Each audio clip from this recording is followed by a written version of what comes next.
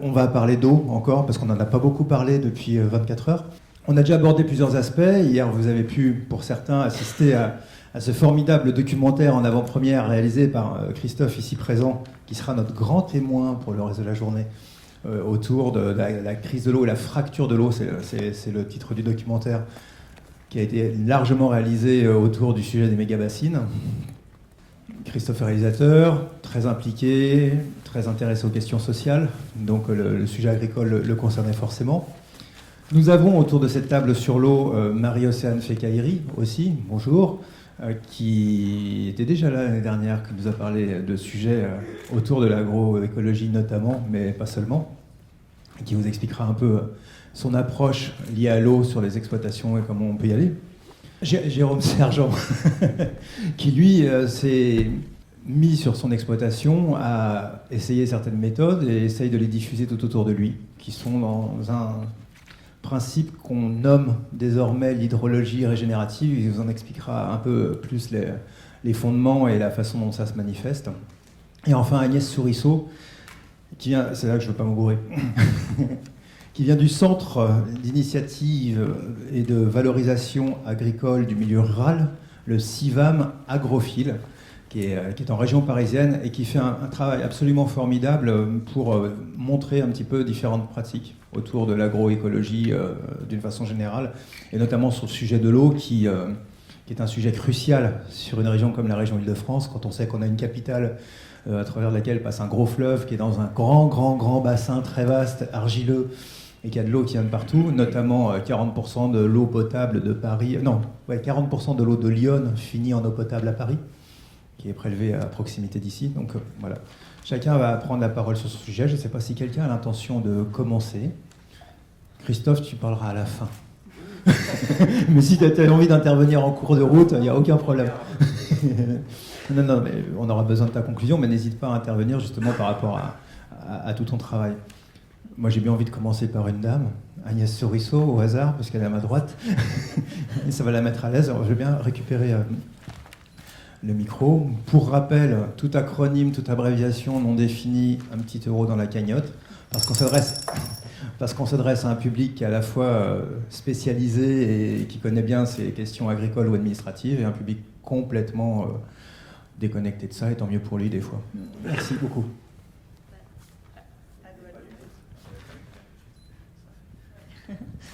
Du coup, j'ai une question dans la salle. Qui est agriculteur ?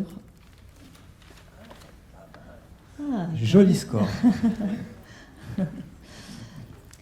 Oui, alors du coup, c'est intéressant de savoir à qui on parle. Alors je ne sais pas que font les autres personnes qui sont ici, on ne va pas le demander. Mais en tout cas, oui, c'est une question évidemment qui intéresse en premier lieu les agriculteurs. Alors moi, il se trouve que par ailleurs, je travaille sur une expérience depuis 20 ans qui est en agro-sylvo-pastoralisme sur 35 hectares en Île-de-France, sur lesquels je travaille sans eau, donc sans irrigation et avec très peu de mécanisation. C'est pas un choix, c'est une situation un peu subie, mais en tout cas qui m'a permis de mettre en perspective cette expérience avec une autre expérience que j'avais eue dans une autre vie, où j'avais étudié le bassin versant agricole suite aux crues catastrophiques de l'Ouvèze. Et donc, qu'est-ce que l'Ouvèze ? L'Ouvèze, c'est une rivière. qui est située... qui est dans le sud de la France, qui passe donc à Vaison-la-Romaine et qui passe par Avignon, et donc il y avait eu, alors pour ceux qui étaient nés à l'époque, c'était il y a 30 ans, c'était en 92 donc, qui avait fait des dégâts monstrueux, et on s'était rendu compte que ce qu'on faisait sur les bassins versants se retrouvait effectivement en contrebas. Comme on dit, l'eau plus bas que tout, c'est-à-dire que l'eau entraîne tout sur son passage, et même on pourrait dire ici commence la mer, c'est-à-dire partout où on est, on sait que tout va finir dans la mer un jour.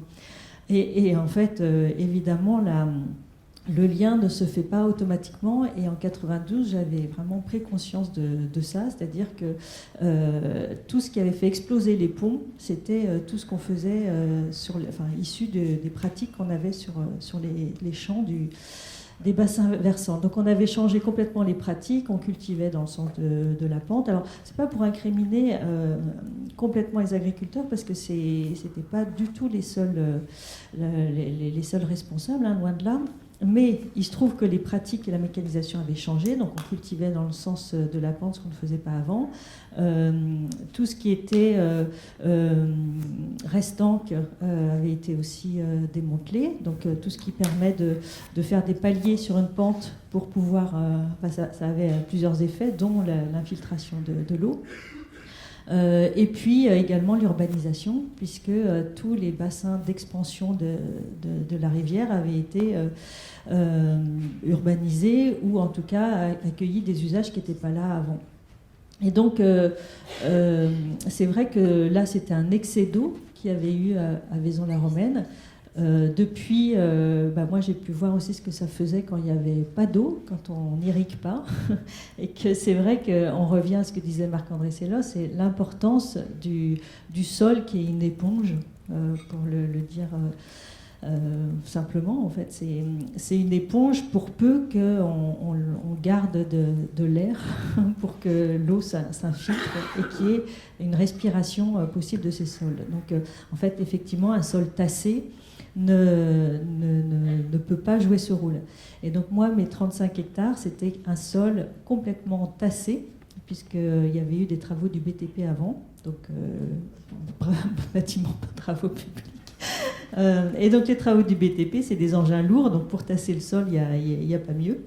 Et comment, en une vingtaine d'années, le fait d'avoir une activité agro-sylvo-pastorale, c'est-à-dire toutes les composantes qui marchent ensemble, et même, je dirais, qui vont jusqu'à un fonctionnement symbiotique, qui sont pour moi indissociables. C'est-à-dire, je ne vois pas comment on peut imaginer une agriculture durable en cloisonnant les différents modes de production.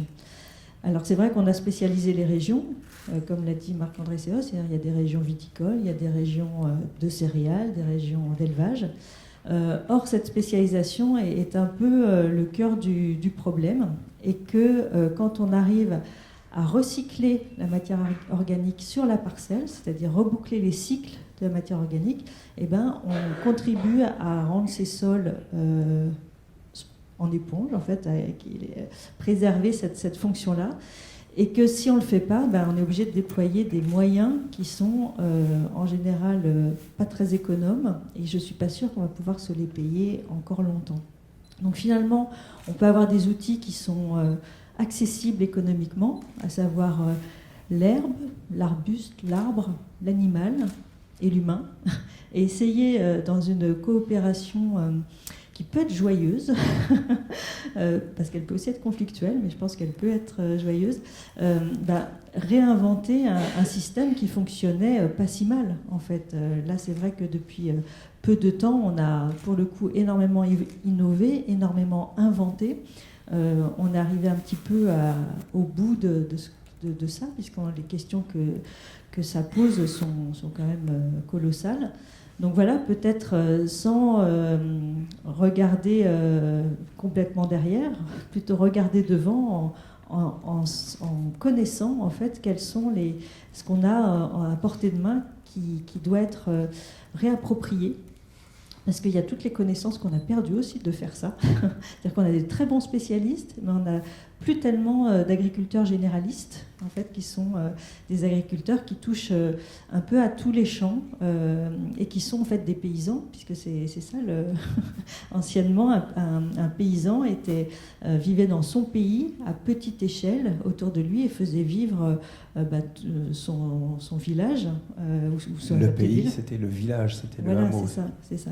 Et donc voilà, c'est pour ça que évidemment c'est un métier magnifique qui, comme disait aussi Marc-André, j'étais vraiment beaucoup d'accord avec lui, que c'est un métier et une activité sociale qui est multidimensionnelle.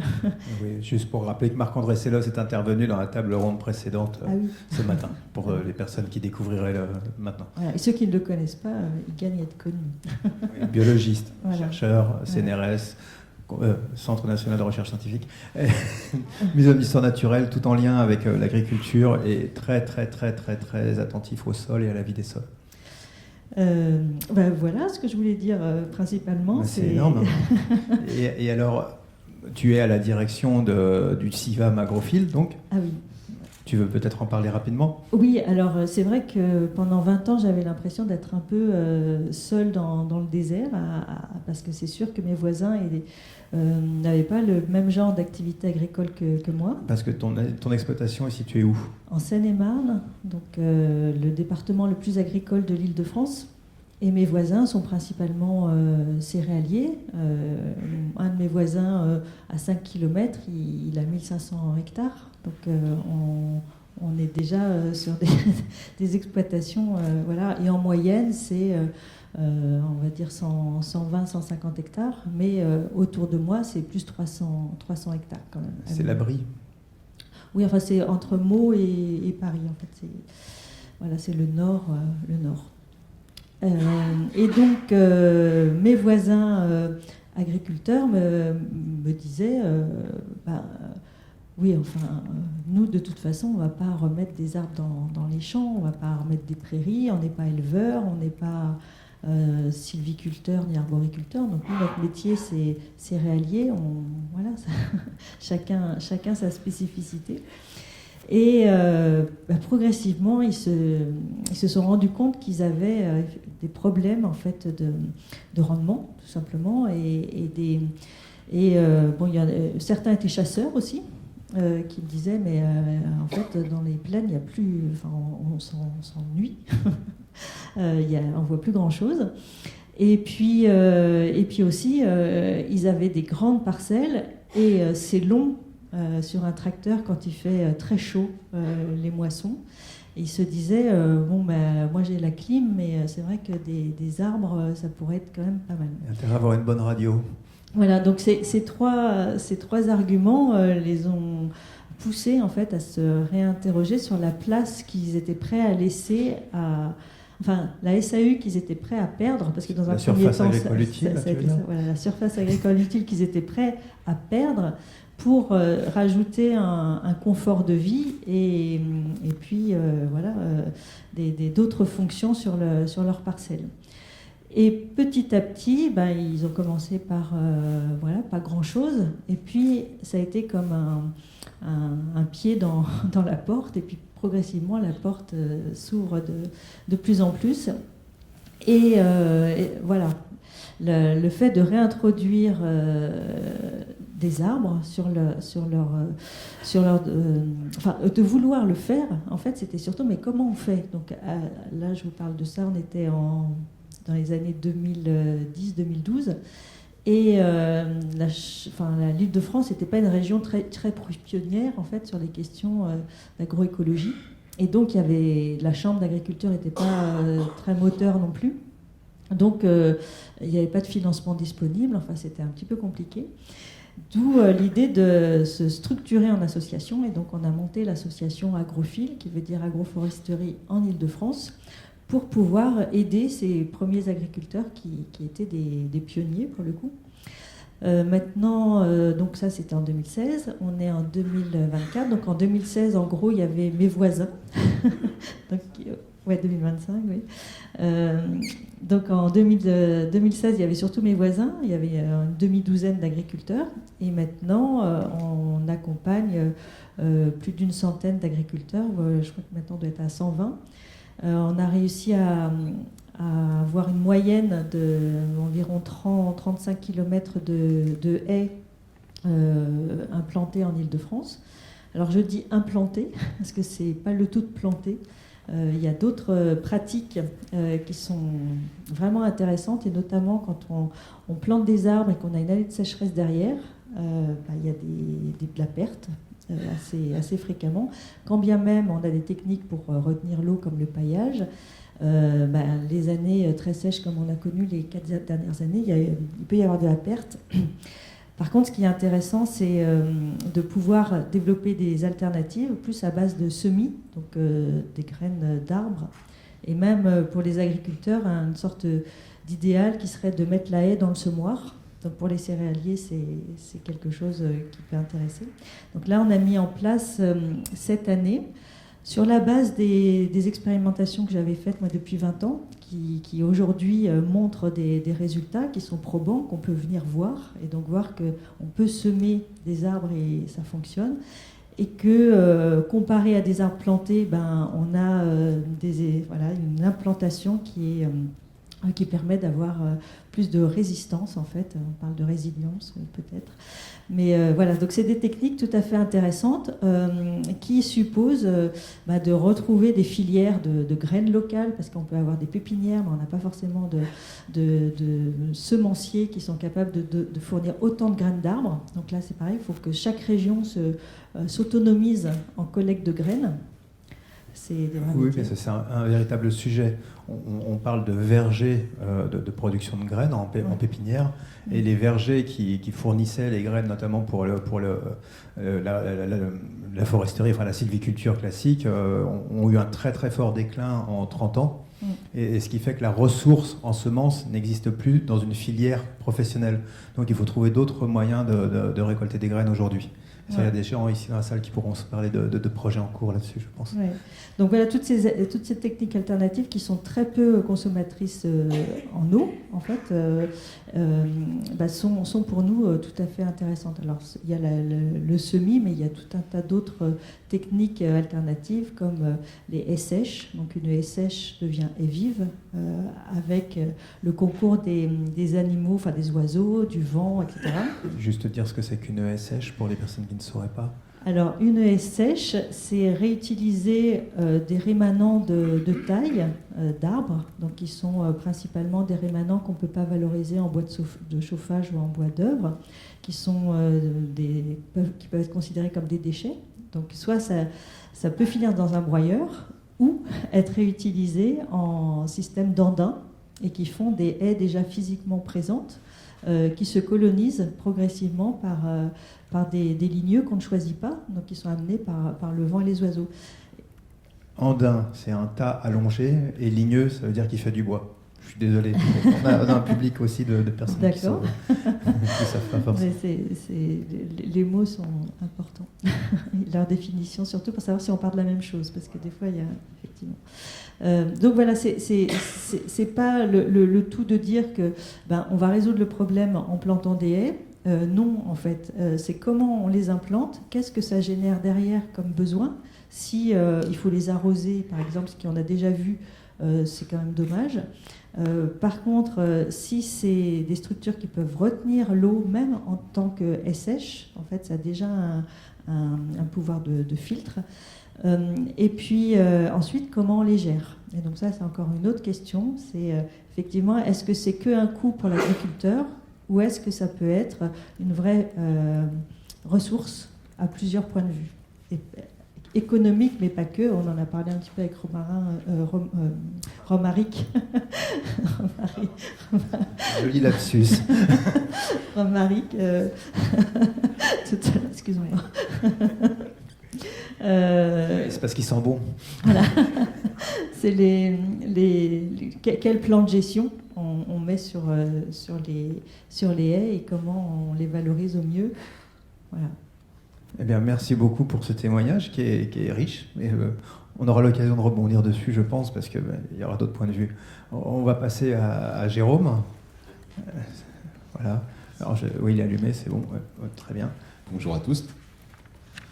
Je te laisse présenter un peu ton travail, et en étant bien explicite sur ces méthodologies qui ont des noms, qui sont des néologismes, et qui risquent de laisser des personnes de côté quand on les explique pas. Ça marche. Du coup, moi je suis paysan aussi. Je suis installé depuis l'année dernière, 2024. Donc moi je suis du Pas-de-Calais, là où il y a eu beaucoup d'eau l'hiver dernier. Et du coup, on n'a pas tant de problèmes d'eau, bien que si, en fait, parce que juste avant les gros épisodes d'inondation qu'on a vécu au bord de la Canche, donc ça c'est des fleuves côtiers, parce qu'on a beaucoup de fleuves côtiers chez nous, et il se trouve qu'on est vraiment sur le château d'eau. Et donc juste avant, à l'automne, il se trouve que on était en état de sécheresse. Il y avait encore des communes où il y avait des restrictions d'eau potable. Donc voilà. Ce qui se passe, c'est que certes, il y a eu beaucoup d'eau, mais ça, je reviendrai par-dessus à l'intérieur. Donc 10 ans de parcours à l'installation. Au départ, j'ai voulu être maraîcher. Après, j'ai voulu être arboriculteur. Après, j'ai voulu être pépiniériste. Et puis, chemin faisant, je me suis dit, c'est intéressant, mais quelque part, sur mon territoire, il y a quelque chose qui sera encore plus intéressant, parce qu'on est on parlait de culture céréalière. Chez nous, il y a beaucoup ça. Il y a aussi beaucoup de culture de pommes de terre, de betteraves pour faire du sucre, du maïs aussi beaucoup, pour nourrir des animaux. Donc, de ce fait-là, je me suis dit, ça serait intéressant, parce que les sols chez nous, ils sont vraiment en souffrance, alors qu'on a parmi les meilleurs sols d'Europe. C'est un peu dommage en fait de laisser dépérir ça et de ne pas en prendre soin. Donc du coup, je suis devenu cultivateur, récoltant de plantes à destination de préparations naturelles peu préoccupantes. Et donc je soigne les plantes par les plantes et je soigne le sol par les plantes, entre autres. Et je propose ça en fait aux agriculteurs. Après, je propose une autre production qu'on appelle la lithofère ou litière forestière fermentée. Et donc là, je cultive la vie, des micro-organismes, des bactéries, et que je multiplie en les nourrissant avec du son de blé, avec que des coproduits en plus justement de l'agriculture dite industrielle, mais pas que. Donc du son de blé, il y a aussi de la mélasse de canne à sucre pour l'instant, mais en fait justement on est en train avec un petit groupe au niveau national, de réfléchir en fait à la mélasse de betterave, et là ça aurait un intérêt aussi, plutôt que d'utiliser une production qui vient de l'autre bout du monde. Même si elle est pleine de néonicotinoïdes. Il y a aussi la filière bio qui existe, et justement chez nous il y a Bio de France qui fait un gros travail, là ils sont en train de créer une filière là-dessus, et c'est intéressant. Après je reviens aussi justement souvent sur, faut se méfier de la question de l'échelle, et si c'est pour reproduire les mêmes travers à partir d'une culture industrielle et tout ça, au final on va se retrouver avec les mêmes problèmes. Pas exactement les mêmes, mais en tout cas avec des problèmes. Et donc tout ça, donc je vais récupérer de la litière forestière en forêt. C'est ce qui se trouve en fait justement sous les feuilles qu'on voit tomber à l'automne et la couche d'humus, donc le sol. Et donc juste au-dessus, en fait, il se trouve qu'il y a la litière forestière. C'est celle qui est déjà les feuilles qui sont en décomposition. Et dedans, c'est plein de bactéries, de micro-organismes. Et je les récupère. Et j'ai fait un petit calcul parce que pour les personnes qui pourraient se dire oui, mais on va appauvrir les forêts en fait en faisant ça. En fait, par rapport au volume de production que je fais, sur une forêt où je vais récolter en fait qui fait 1 km² de surface, chaque année, je retire uniquement 0,01% en fait de ce qui tombe chaque année, donc c'est infime. Et donc en nourrissant tout ce monde-là, l'idée c'est de proposer en fait des alternatives aux agriculteurs, que ce soit en fait justement en produits phytosanitaires, ou justement en engrais organique, parce que la lithofère c'est aussi un engrais organique, et un biostimulant microbien, voilà. Donc qui aide à accompagner la plante dans sa croissance et tout ça, à faire que ça se passe au mieux. Comment tu fabriques ce lithofère ? C'est quoi la modalité ? Et comment ça se présente pour l'agriculteur qui va pouvoir le mettre dans sa parcelle ? C'est une préparation qui est liquide, en tout cas l'agriculteur il la récupère comme telle. Et donc c'est une production qui se fait en 2 phases. Il y a une phase qui est solide, qui dure à peu près 1 mois, tout est en anaérobie, c'est-à-dire sans oxygène, parce que justement c'est des bactéries qui pour la plupart en fait, justement, se développent sans oxygène. Et donc je les mets dans des bacs gastro, en fait, comme ceux qu'on utilise en cuisine, en restauration et tout ça. Je mets la petite mixture avec le son de blé, avec la mélasse de canne à sucre pour le moment, et du coup je laisse fermenter tout ça avec un petit peu d'eau, et donc pendant 1 mois. Et suite à ça, la préparation elle est prête à être inoculée en fait justement avec un gros volume d'eau. Je remets de la mélasse et du coup tout ça en fait justement dans une cuve. En gros, je fais un petit peu le même process que de la bière. De toute façon, c'est de la fermentation. Et donc dedans, ça se multiplie pendant 1 semaine. Je récupère le jus, et c'est ce jus qui est filtré que je donne en fait justement, que je vends en fait aux agriculteurs, mais aussi aux particuliers, parce qu'il y a grand besoin. Et en tout cas, sur des sols qui sont détraqués, les premières expériences qu'on commence à mener, parce que ça fait à peu près 10-15 ans que c'est arrivé chez nous, mais c'est une préparation qui est ancestrale, justement, qui nous vient d'Amérique du Sud. À Cuba, s'ils ont réussi à survivre à l'embargo, en fait, c'est grandement grâce à ça aussi. Et donc, justement, c'est vraiment un moyen de redevenir autonome sur sa ferme avec 2 francs 6 sous, quoi. Voilà. D'accord, alors tu vas stimuler le sol. Est-ce que c'est un effet fertilisant en dehors de la stimulation? C'est un effet fertilisant, c'est un biostimulant et un fertilisant également, en fait. Ouais, c'est un engrais organique. D'accord. Et dans le cycle de l'eau, comment ça intervient cette affaire-là? Dans le cycle de l'eau, je pense que ce matin, justement, Marc-André, il a dû parler aussi beaucoup de l'intérêt en fait, de sols vivants. Et donc, si on inocule des sols qui sont en déperdition, entre guillemets, de fait, justement, on relance l'activité microbienne, et donc, avec les bactéries et tout ça, et donc, au plus il y a de vie, au plus il y a de capacité de dégradation de la matière organique, et donc, au plus on restaure en fait, les volumes, les taux de matière organique des sols. Et donc, on les aide à retenir l'eau, à favoriser l'infiltration et tout ça. Oui, ce qui a été expliqué ce matin, c'est que un sol riche en matière organique, un sol vivant riche en matière organique, est susceptible d'avoir une plus grande microporosité qui est sa capacité à retenir un maximum d'eau, que ce soit lors des excès ou lors des manques. C'est ça. Voilà. Et au plus il y a un taux de matière organique important, au plus en fait, les sols ils sont à même de pouvoir capter ces eaux-là, les infiltrer et éviter les ruissellements. Et donc, ça, c'est justement quelque chose qui est intéressant aussi. Quand il y a trop d'eau, ce qui part en premier, en fait, c'est toute cette matière-là qui est active, c'est-à-dire la matière organique, directement, elle est lessivée. Et la deuxième chose qui part, malheureusement, en fait, c'est les sols vraiment arables. Les limons, chez nous, en fait, justement, directement avec le phénomène de battance, chaque année, en fait, ça part.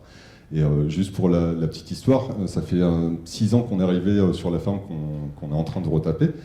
Et il y a une pâture qui se trouve pas très très loin de chez nous, et juste à côté, il y a un champ qui est cultivé. Et en 6 ans, j'ai vu la parcelle qui est cultivée descendre de 15 cm par rapport au niveau de la pâture qui est à côté. Donc je pense qu'il serait grand temps de s'intéresser en fait à ce problème. Dans des pays un petit peu comparables comme le pays de Caux, en Normandie, on m'a fait état de la perte de 30 mètres cubes de terre arable par hectare et par an. C'est 10 à 15 tonnes de terre. En moyenne, en France, à l'heure actuelle, c'est à peu près ça la moyenne. C'est 10 à 15 tonnes qui disparaissent chaque année en fait, et qui partent à la rivière. Et en portant aussi justement tout ce qui est les produits phytosanitaires et tout ça. Et donc ça a un impact en fait, justement sur la biodiversité, non seulement des rivières, mais de tout ce qui gravite autour. Parce que forcément, les oiseaux et autres, ils vont se nourrir aussi des animaux qui se trouvent dans la rivière. Et après, ça se retrouve aussi dans la mer. Donc voilà. Et derrière, c'est aussi l'eau qu'on boit, accessoirement. Et c'est l'occasion de rappeler le temps qu'il faut pour créer 1 centimètre de sol. Alors, réellement, pour dans un système, pour la nature, en gros sans intervention humaine, il faut entre 150 ans et 1000 ans pour créer 1 centimètre de sol. Donc, quand on en perd 30 tonnes à l'hectare, ça disparaît on n'est pas prêt de rattraper le tir si on ne s'y prend pas très très tôt. C'est ça. D'où la nécessité en fait, justement d'intervenir là maintenant, alors qu'on a toutes les connaissances, on a toutes les, il y a un nombre incalculable en fait de solutions qu'on a tous là, et en fait on se retrouve un petit peu bloqué justement. Comment dire? Je pense que je peux le dire ouvertement en fait. Fais-toi plaisir. En tout cas, je le perçois directement chez nous en fait pour aller rencontrer des politiques et tout ça. Déjà, il y a beaucoup de méconnaissances sur ces sujets-là. C'est des choses qui sont assez complexes à comprendre. Et pour dire d'avoir une vision juste, moi, ça m'a mis 10 ans déjà. Et donc, pour eux on a géré tout un tas de choses, je comprends que ce soit compliqué. Mais si c'est compliqué, autant faire appel en fait à des personnes qui ont pris ce temps en fait justement. Et à l'heure actuelle, c'est pas vraiment ce que je ressens. Et donc, il y a des syndicats agricoles qui tentent de conserver entre guillemets leur business. Et c'est compréhensible aussi. Au final, c'est ce qu'on fait tous, chacun. Sauf que si c'est délétère, non seulement pour eux, mais aussi justement pour l'ensemble du vivant et donc l'ensemble des humains, ça va pas durer longtemps, quoi. Dont les agriculteurs eux-mêmes. C'est ça. Au passage. Merci beaucoup. Tu voulais ajouter quelque chose maintenant tout de suite ou après? Après, tu veux? D'accord. Bon, autour de Marie-Océane Fekaïri. Marie-Océane, raconte-nous. Parle-nous de sol et d'eau. Bonjour à tous et à toutes déjà. J'avoue qu'après tout ce qui vient d'être dit, plus les rappels de Marc-André Sellos, etc., je me sens un peu inutile. Tu peux peut-être raconter la façon dont ton travail se manifeste sur les exploitations, la façon dont il est accueilli ou pas, de ce que tu pratiques toi-même, des groupes de travail auxquels tu participes. Effectivement, donc moi je suis en viticulture côté Côte Chalonnaise, donc pas très loin des grands noms et des grands trucs qui font rêver un peu tout le monde. Donc sur une viticulture comme à Chablis, vigne basse, haute densité, donc 10 000 pieds à l'hectare, un mode de culture à 40 cm du sol, donc des problématiques de couverture de sol. Dans le cahier des charges en Bourgogne, par exemple, il y a une petite règle qui est fort sympathique. Nos cahiers des charges ont été écrits dans les années 50 à 60, où la couverture de sol ne doit pas dépasser la moitié de la hauteur du palissage. Alors on se dit, mais qu'est-ce que... Mais ça veut dire qu'en fait, si moi je veux semer des engrais verts, j'ai pas le droit. Ou alors il faudra que je les couche avant qu'ils aient atteint la moitié de la hauteur au-dessus de laquelle je suis censé pouvoir passer avec un tracteur. Donc en fait, nos bâtis les plus hauts sont à 1,40 m. Donc en gros, j'ai pas le droit d'avoir des plantes qui dépassent 70 cm, sinon je suis dans l'illégalité et je suis déclassée. Ou en obligation d'aller tondre alors que j'essaye de faire des choses. Donc voilà, moi, le domaine, enfin la ferme, est en cours de plantation. Donc des choses, voilà. J'ai la chance d'avoir récupéré 2 hectares d'un seul tenant qui, pour la Bourgogne, est un petit trésor à part entière. D'avoir une source canalisée sur ma parcelle, donc ça crée des problèmes, mais c'est aussi une joie de pouvoir avoir de l'eau à disposition. C'est moi qui suis en amont, donc c'est moi qui vais pouvoir gérer la qualité de mon eau, ça c'est chouette aussi. Et puis c'est clos de haies, déjà naturellement, parce que ce sont des anciens pâturages, et donc j'ai la chance d'avoir la présence de l'arbre, avec plus ou moins d'âge autour.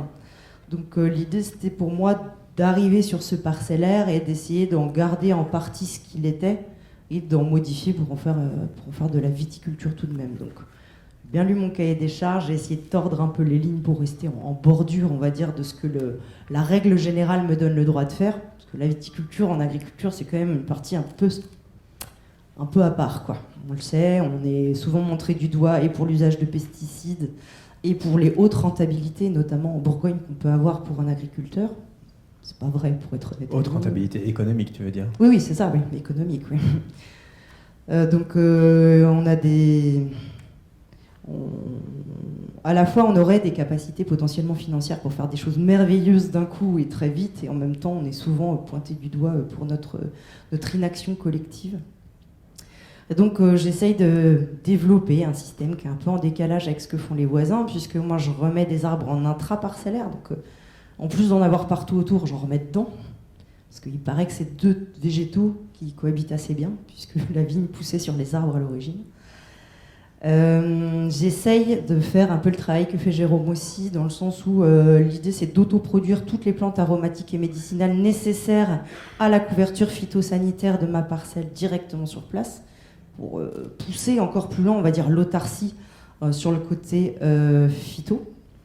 Puisque malheureusement, on n'a encore pas trouvé sur les vignes qu'on cultive pour faire des raisins, pour faire du vin, de méthode pour ne pas traiter du tout. C'est un peu ce vers quoi j'aimerais tendre, parce que par essence, je suis une fainéante. Donc moins je sors avec un pulvé sur le dos pour le faire à la main, mieux je me porte. Et donc voilà, l'idée c'est d'essayer de mettre en place une technique qui soit le moins énergivore, y compris dans l'énergie humaine qu'on va aller mettre dans le système au total. Donc agroforesterie, couverture intégrale des sols, coucher plutôt que tondre, etc., etc. Et donc tout ça m'a amené à participer à plein de groupes de travail, ou en tout cas à plein de choses qui émergent comme ça. Donc, comme l'a dit Eric tout à l'heure, l'atelier paysan, parce que bien souvent, en fait, on adapte la ferme à l'outil et pas l'outil à la ferme. L'atelier paysan fait partie de ces structures qui peut accompagner des paysans à redimensionner l'outil aux besoins de l'itinéraire technique et non pas adapter l'itinéraire technique à ce que l'industrie nous propose. Donc ça, c'est quand même important. Je fais partie d'un groupe qui travaille.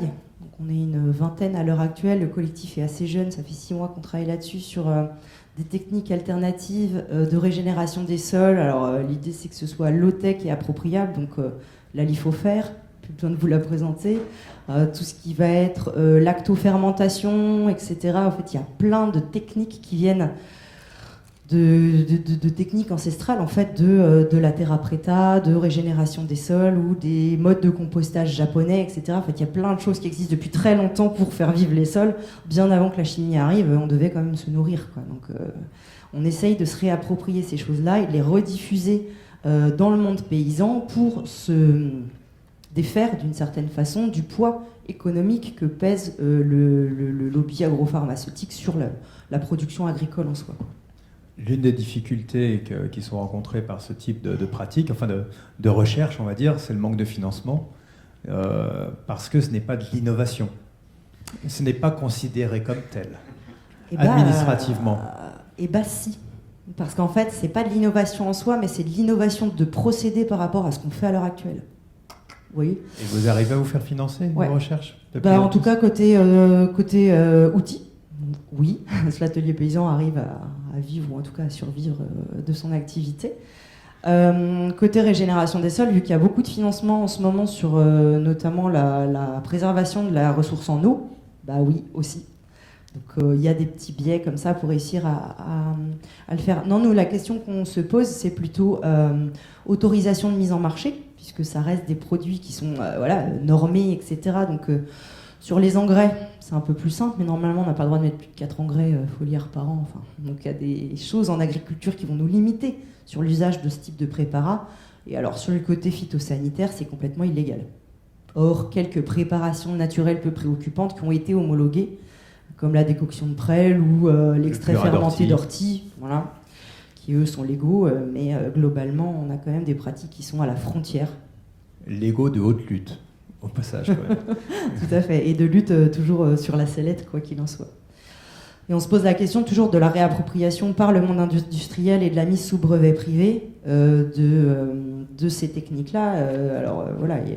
Il est censé y avoir des freins légaux pour le faire, et pour autant, on voit la réappropriation de l'industrie de toutes ces questions-là. Donc, ça fait partie des questions qui nous inquiètent collectivement.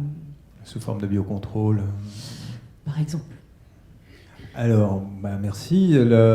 Vous avez quand même un point en commun tous les trois, avant de donner la parole à Christophe pour avoir son avis là-dessus. La thématique, c'est comment gérer l'eau collectivement. Et vous m'avez fait part de vos biais personnels. Tu as une exploitation, et vous avez ceci en commun, déjà, d'avoir une exploitation chacun, et de faire de la formation, tous les trois. Vous donnez des formations aux autres. Est-ce que c'est pour vous la meilleure voie pour gérer l'eau collectivement, ou est-ce que vous pensez qu'il y a d'autres perspectives qui seraient plus efficaces ? Qu'est-ce qui est le plus efficient, le plus efficace, le plus performant, le plus robuste, le plus tout ce que vous voulez, à vos yeux ? Qui veut parler en premier ? Allez, vas-y. Avec plaisir. Merci Agnès. Si, il faut juste... Oui, la formation, c'est sûr que, en fait, par exemple, pour revenir au réseau CIVAM que tu as brillamment traduit tout à l'heure, c'est un réseau qui travaille sur la... En fait, la plupart des paysans sont des paysans chercheurs. Et que c'est vrai qu'il y a un partage entre pairs qui est vraiment important. Voilà. Et c'est vrai qu'il y a une stimulation entre pairs qui est vraiment très très importante. Et donc tous les endroits où on peut partager des expériences, c'est-à-dire organiser des visites bout de champ, aller voir les voisins, c'est vraiment très très stimulant. Les conseils parachutés de l'extérieur dans une ferme, c'est pas évident, et je pense que les conseillers agricoles, c'est vrai que quand ils ont eux-mêmes une exploitation, on a l'impression que ils sont plus audibles. Voilà, que ça paraît moins parachuté. Et donc oui, voilà, la formation, je pense qu'elle doit aussi se réinventer. C'est-à-dire que c'est pas un formateur qui serait omniscient, qui vient expliquer comment il faut faire. Je pense que là, il y a vraiment un travail de réapprentissage qui se fait sur le terrain et qu'il faut encourager, parce que on réapprend un petit peu l'eau tiède là, en fait, avec tout ce qu'on fait. Donc du coup, voilà, c'est effectivement de la réappropriation. Et puis après, dans le lien avec la recherche, c'est ce que je voulais dire, c'est qu'on a parlé de plusieurs techniques, mais il y en a une aussi qui est vraiment intéressante, c'est l'utilisation de toute cette matière organique produite par les villes, dont a un peu parlé Marc-André Sellos. Moi qui suis dans un contexte très urbain, autour de moi, il y a En fait, il se trouve que je suis juste à côté d'une des plus grosses décharges, mais même au-delà.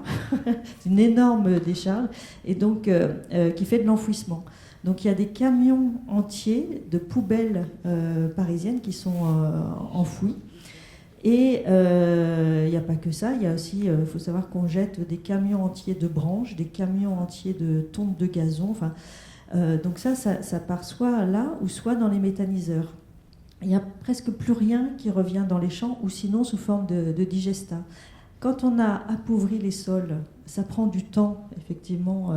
La période, on va dire minimum 150 ans, mais je pense que c'est même au-delà. Ouais, mais même, ça dépend de quel sol on parle, mais enfin, c'est très long, quoi. Donc, quand bien même on rajoute de l'herbe, de l'arbre et de l'animal, ça prend du temps. Et moi qui fais aussi des productions maraîchères, ça suffit pas. Donc, j'amène énormément de matière organique issue des villes. On essaie de voir comment ça pourrait être généralisé à l'échelle d'un bassin de production. La législation est hyper compliquée. Et en plus, on ne sait pas trop dire, parce que faire du compost, ok, mais en fait, c'est vachement intéressant de voir, en fonction de la caractérisation des déchets, comment on peut les utiliser en brut, en fait, sans passer par la phase compostale. Et ça, du coup, ça fermente sur le sol, ça fait un peu de l'activation du sol. Voilà, moi, j'ai essayé avec tout un tas de trucs, des conteneurs de bananes pourries. C'est extraordinaire ce que ça a fait sur les champs. Avec le potassium en plus. Voilà. Donc il y a le son. Le son, c'est génial. Comment est-ce qu'on peut valoriser c'est incroyable. Il y a des meuniers qui ne savent pas quoi faire de leur son et qui sont là, mais qu'est-ce que je vais faire ? Non, mais la drèche de bière. Donc moi, je l'utilise depuis des années, la drèche de bière, le marc de café. C'est des tonnes et des tonnes. C'est bien dommage de les emmener au méthaniseur. Et donc, si on peut réorganiser les territoires, mais c'est très très compliqué. Donc ça, c'est à la fois s'organiser avec les chercheurs, les producteurs de déchets et la logistique. Comment est-ce qu'on amène ça ? Sous quelle forme ? Parce qu'il y a des fois, c'est des matières qui sont gorgées de flotte, ça veut dire qu'on transporte de l'eau. Mais moi qui n'ai pas d'eau, en fait, quand on m'amène de la drèche de bière, je suis bien contente parce que c'est... J'allais en venir là, en fait, parce qu'on parle, normalement, la thématique, c'est l'eau, et finalement, on n'a pas beaucoup mentionné le terme d'eau. On a parlé de vie organique du sol, de rénovation du sol, mais effectivement, parce que le sol est une éponge qui a besoin d'être chargée de matière organique pour fonctionner correctement en tant que rétenteur d'eau, ralentisseur d'eau. La ville de Rennes a récemment cessé de faire le ramassage des déchets verts. Voilà, c'était encore une ville qui faisait le ramassage des déchets verts à domicile chez les gens, et a brutalement dit « c'est bon, on arrête ». Enfin, brutalement, ça s'est organisé. Et l'un des arguments principaux, ça a été à la suite de 2022, c'était l'occasion, 2022-2023 qui étaient des années assez sèches, ça a été de dire aux gens « mais vous n'allez pas exporter 70 à 80% d'eau de chez vous, de vos jardins, pour les emmener dans des déchetteries. On a besoin que votre eau reste chez vous ». Il s'avère que là, Rennes est sous l'eau, donc cet argument ne prend plus du tout auprès des administrés, mais notamment parce qu'il y a une énorme méconnaissance quant au fait que les sols gorgés de matière organique retiennent mieux l'eau. Tu parlais des problèmes agricoles, je crois que c'est toi qui parlais des problèmes agricoles, et des problèmes d'écoulement d'eau qui sont liés à des mauvaises pratiques agricoles, mais aussi à l'urbanisation et tout ce qui va avec. Et à Rennes, il y a quand même ce sujet-là où on a urbanisé des zones qui étaient inondables. C'est toi qui parlais de la mémoire d'homme de 30 ans tout à l'heure, en off tout à l'heure. Effectivement, on a aussi perdu ça. On est quand même beaucoup en train de parler de retour en arrière, sachant que la gestion de l'eau était quelque chose qui était collectif jusqu'à un passé très très récent. Agrophile, vous avez une méthodologie particulière, enfin pas particulière, c'est pas, d'autres le font aussi. Vous emmenez les gens chez les agriculteurs. Vous amenez des publics qui ne sont pas forcément faits d'agriculteurs d'ailleurs, chez les agriculteurs. En termes de recevabilité de la part des agriculteurs, est-ce que ça fait vraiment un effet boule de neige que vous pouvez pressentir par rapport au fait justement d'avoir cette information descendante en disant nous on sait comment gérer l'eau? Est-ce que ça marche mieux quand c'est chez un agriculteur qui a commencé à avoir la pratique, qui commence à avoir des résultats? J'imagine que oui. En général, ce qu'on fait, surtout quand c'est des publics non agriculteurs, c'est qu'on organise des chantiers participatifs chez les agriculteurs. Donc, en fait, faire travailler, faire prendre conscience de ce que c'est que un petit aperçu de ce qu'on peut faire dans les champs avec des personnes qui sont souvent très très très éloignées de ça, mais qui ont un avis sur l'agriculture et comment il faudrait faire. Ce qui est, je pense, un des rares métiers où tout le monde sait comment il faudrait faire. Alors... ça pourra parler à Christophe et à son documentaire. Voilà, donc du coup, y aller voir de plus près, c'est vraiment important. Et puis, oui, après, quand on fait des journées techniques, effectivement, on essaye d'ouvrir à d'autres personnes qui sont issues peut-être d'un autre milieu. Et ça, c'est au contraire très riche parce qu'il y a aussi les questions du néophyte qui peuvent faire avancer le schmilblick parfois, ou comme des enfants aussi des fois. Pourquoi vous polluez, monsieur? Voilà. Enfin, bon, non, mais c'est vrai que on est dans une question à résoudre qui est sociétale. Donc je pense que si on s'y met pas à tous pour réfléchir, voilà, et puis pour faire aussi. Ça, c'est... Merci. Sur les aspects collectifs justement de toute cette gestion, de cette transmission, un point de vue de vous deux, et avant de donner la parole à Christophe.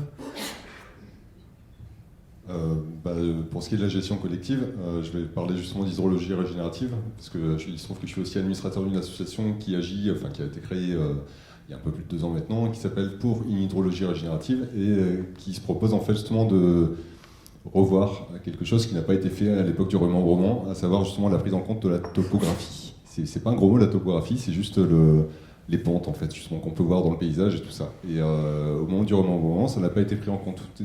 La seule chose qui a été prise en compte, c'est la mécanisation, et donc les tracteurs, et donc tout ça. Et donc du coup, on s'est mis à cultiver dans le sens de la pente, parce que c'était plus facile que de faire un tracteur d'AU en fait.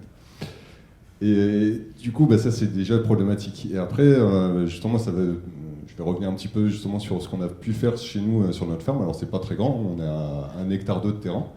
Mais par contre, il y a un plateau qui fait 60 hectares qui se trouve au-dessus, en amont. Et donc sur les 1,2 hectare, j'ai fait tout ce qu'il fallait, c'est-à-dire on a aménagé le paysage en fait justement pour dire d'être en capacité de retenir l'eau, parce qu'en fait ça paraît plat le nord, mais en fait il y a des pentes juste sur notre terrain où on est à 40% en fait.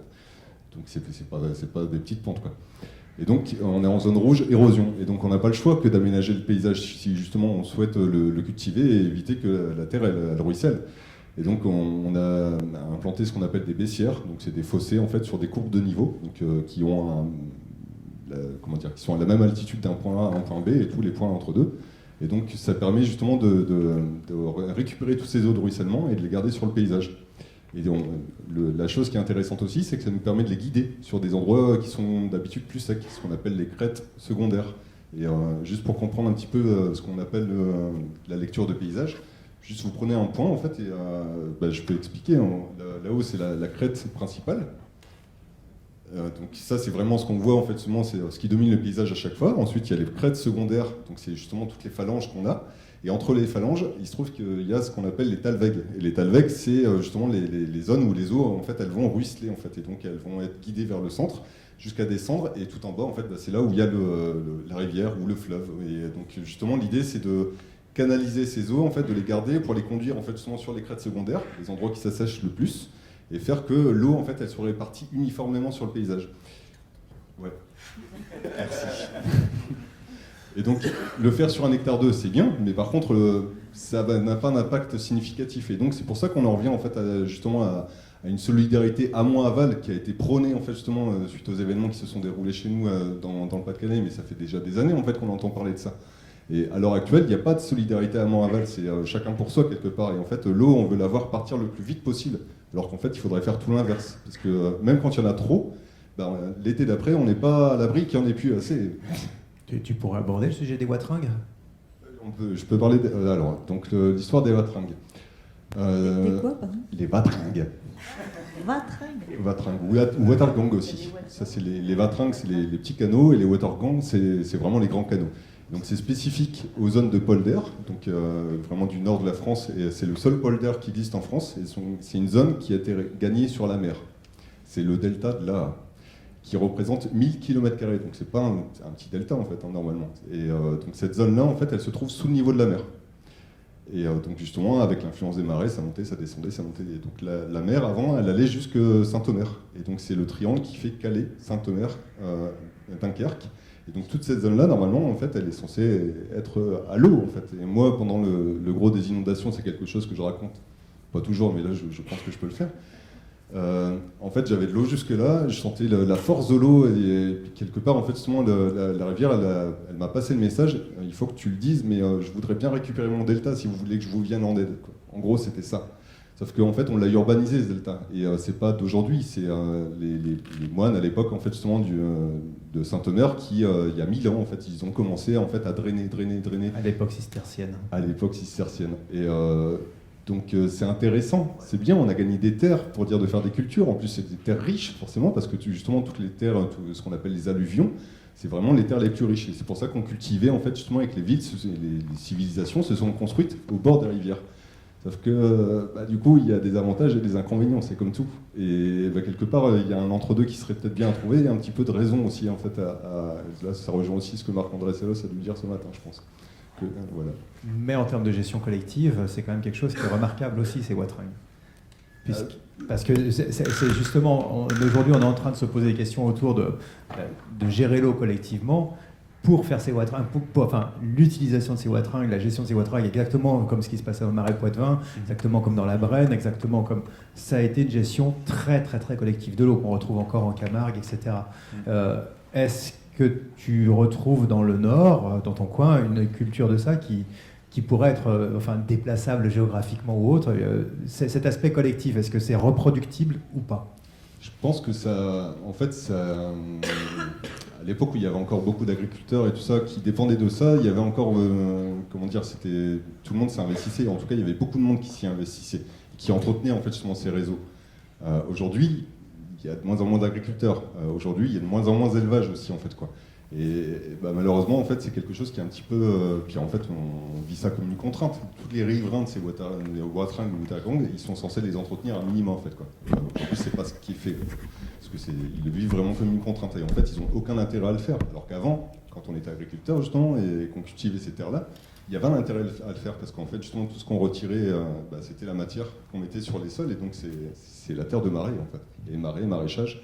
C'est pour ça que chez nous, il y avait la culture du chou-fleur, en fait, justement, c'est vraiment quelque chose on est connu mondialement pour ça, en fait. Enfin, on était connu, en tout cas. Qu'on va retrouver dans les ortillonnages d'Amiens, qu'on va retrouver dans des sites du genre. Marie-Océane, un point de vue là-dessus aussi. Est-ce que dans ton coin, par exemple, de Bourgogne, il y avait une gestion de l'eau? Bah oui, tu n'étais pas loin de Cîteaux, toi, justement, donc les cisterciens, c'est pas rien. Est-ce que tu sens une capacité du milieu agricole de se resolidariser autour de ça? Alors c'est toujours compliqué de se poser la question de la contrainte en eau quand tu es dans un territoire où il n'y a pas de contrainte. Enfin, pas à peu. Non mais c'est vrai, c'est quand on a l'impression de l'abondance, comment se dire tiens, et s'il y avait 10 aides, comment on fait? D'autant que moi, l'endroit où j'habite, ça s'appelle la vallée des Vaux, donc c'est-à-dire la vallée des vallées. On manque absolument pas d'eau là. Et comment on le gère? Est-ce qu'on va aller y faire un barrage castor? Est-ce qu'on va aller... se pose la question de la continuité écologique ou de l'anthropisation du milieu pour répondre à des besoins qui sont typiquement humains. Gros sujet. Christophe, j'ai envie de t'entendre maintenant, beaucoup. Non, enfin, pas trop longtemps non plus, mais... Je t'adore. Ah, moi. Oui, non, c'est... Oh là là, par où commencer, mais... En fait, moi, je suis parti dans ce documentaire en venant régulièrement aux EGA, en assistant aux réunions du CPIE, et de me rendre compte en m'informant, je suis documentariste, et ce qui m'intéresse, c'est essentiellement les questions de pouvoir, les mécanismes, et pourquoi on en est là, et d'entendre de façon récurrente depuis 3-4 ans qu'il n'y a plus assez d'eau pour tout le monde. Il n'y a plus assez d'eau pour tout le monde. Donc, qu'est-ce qu'on fait? Et effectivement, j'étais au départ persuadé que c'était une question qui était beaucoup plus liée au réchauffement climatique qu'autre chose. Et je me suis mis à explorer ce qui se passe dans l'Yonne, pourquoi il y a 14 villages dans notre département où on ne peut pas consommer l'eau au robinet, pourquoi en Bretagne, en 2023, il y avait 300 villages qui avaient plus d'eau, en Bretagne, voilà. Et ce problème de méga-bassine qui met le feu autour du Marais Poitevin. Donc je me suis dit, il y a un problème global, je veux aller voir, et donc France Télé m'a dit ok, mais on s'est réduit finalement au territoire du Marais Poitevin parce qu'il cristallise tout. Tout est là. Voilà. Alors le Marais Poitevin, c'est un petit peu comme ce que tu disais dans le Nord, c'est un polder aussi, qui a été... ça fait 1000 ans que c'est aménagé, mais en gros, depuis Henri IV a fait venir les Hollandais qui avaient aménagé toute la région pour créer ces systèmes de canaux qui régulent la marée, pareil, rentre dans les terres, voilà, etc. Alors, c'est un système extrêmement complexe parce que c'est sur 100 000 hectares, c'est à cheval sur 3 départements qui n'ont pas du tout les mêmes caractéristiques, on va dire, historico-sociologiques, la Vendée, la Charente-Maritime et les Deux-Sèvres, avec plusieurs bassins versants de grosses rivières régionales, les Deux-Sèvres, voilà, ça porte son nom, et avec un territoire au milieu qui est une espèce de gigantesque baignoire d'argile, 100 000 hectares, donc qui est quasi imperméable, et où tout a été aménagé depuis 1000 ans. Napoléon III a fait énormément de choses, donc c'est là qu'on se rend compte aussi que les pouvoirs publics sont extrêmement moteurs de cette histoire depuis des centaines d'années et ont régulé la chose. Et était arrivée une situation assez... Et donc autour de cette baignoire de 100 000 hectares d'argile, faite de prairies humides et vraiment quadrillée par des canaux, des systèmes de barrages, tout ce qu'on veut. Bon. Tout autour, c'est une région calcaire. Donc la Vendée, tout ça. Donc où l'eau, par contre, là, pénètre très vite dans les nappes phréatiques et où la question de l'accès à l'eau est très forte. Donc c'est des régions qui étaient traditionnellement en termes d'agriculture, pauvres, très difficiles. Quand on regarde les archives filmées des années 30 ou des années 50, on est ahuri de voir les conditions de vie des gens là-bas, de se rendre compte que les récoltes d'automne, jusqu'aux années 50, les gens étaient habillés avec des ballons de paille autour des jambes pour aller récolter, que passer une vache d'un champ à l'autre dans le Marais, c'était à la barque. Donc on voit monter les vaches dans les barques et on les pousse à deux et on va de l'autre côté.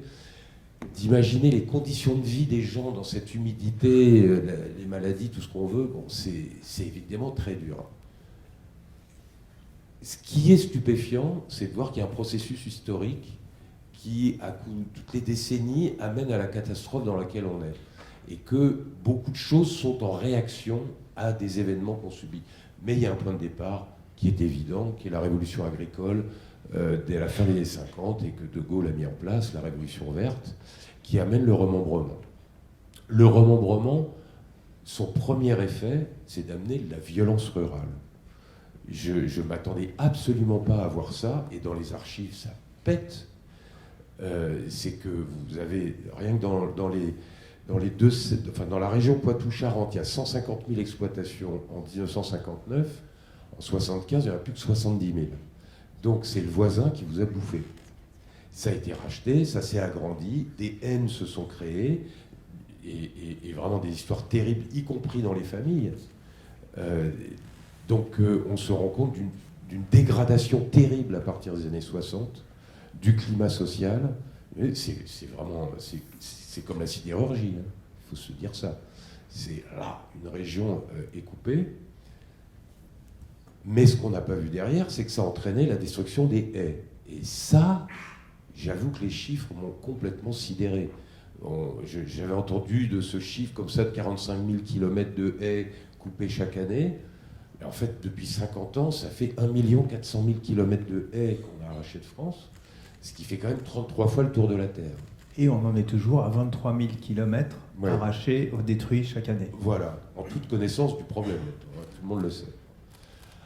Donc c'est vertigineux, et on se rend compte à ce moment-là, et ça on le voit aussi très bien dans les archives, dès la fin des années 60, etc., une partie de la paysannerie de l'époque qui se met à parler d'écologie, et de dire, mais enfin, personne n'a pensé à l'eau avec ses haies, et qu'effectivement, une déstabilisation très profonde du système hydrique a été entraînée par la destruction des haies.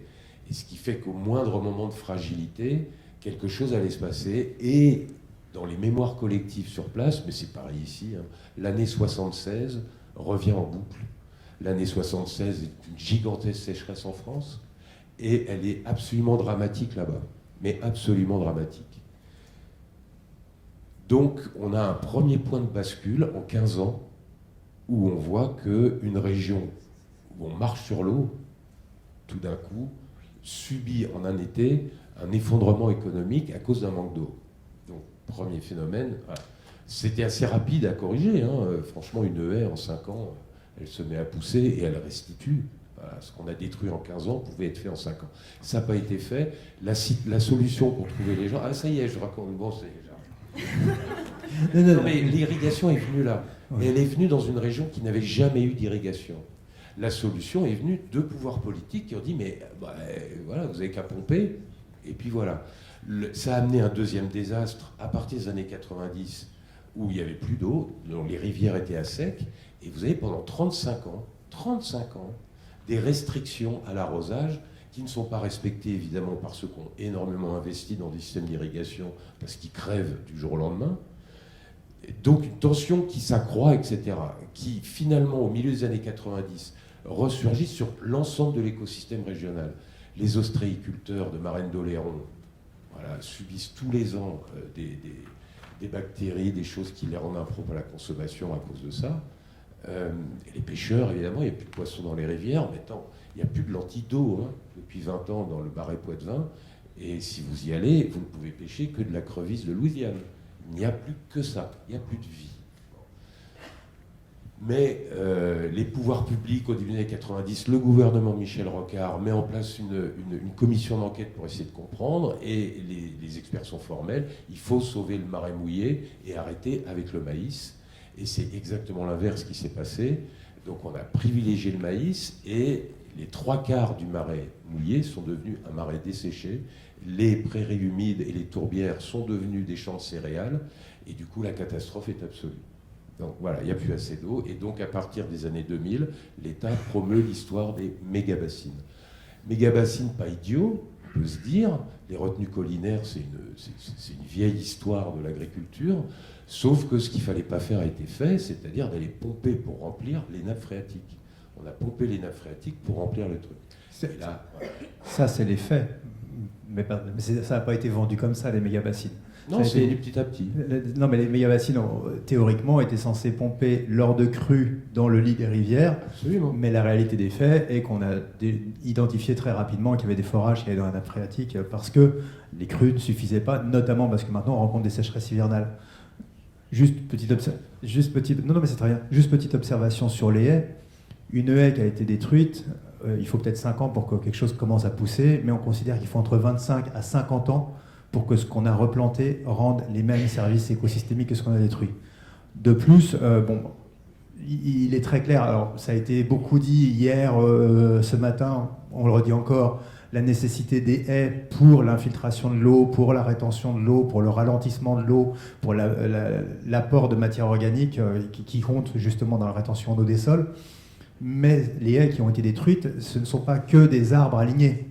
C'est très souvent un ensemble de talus, de fossés, surmontés d'arbres. Et c'est là que ça devient absolument dramatique, puisque ce sont des réseaux hydrologiques très complexes qui avaient diverses vocations, que ce soit des coupe-vents, que ce soit tout ça, qui ralentissaient aussi les vents et qui permettaient de capter l'humidité atmosphérique. Et c'est toute cette complexité-là qui a été détruite. Et effectivement, on peut replanter des haies aujourd'hui, c'est nécessaire d'en faire, mais il faut considérer qu'on n'aura pas les bénéfices réels d'une haie avant des décennies, si les végétaux survivent aux conditions du réchauffement climatique. Tu veux, sur l'aspect collectif, tu voulais une petite conclusion ? Ce qui s'est passé, c'est que ça a été la fin d'un modèle qui était vraiment misérable, mais en même temps qui était transformable en quelque chose d'exploitable, qui était la polyculture.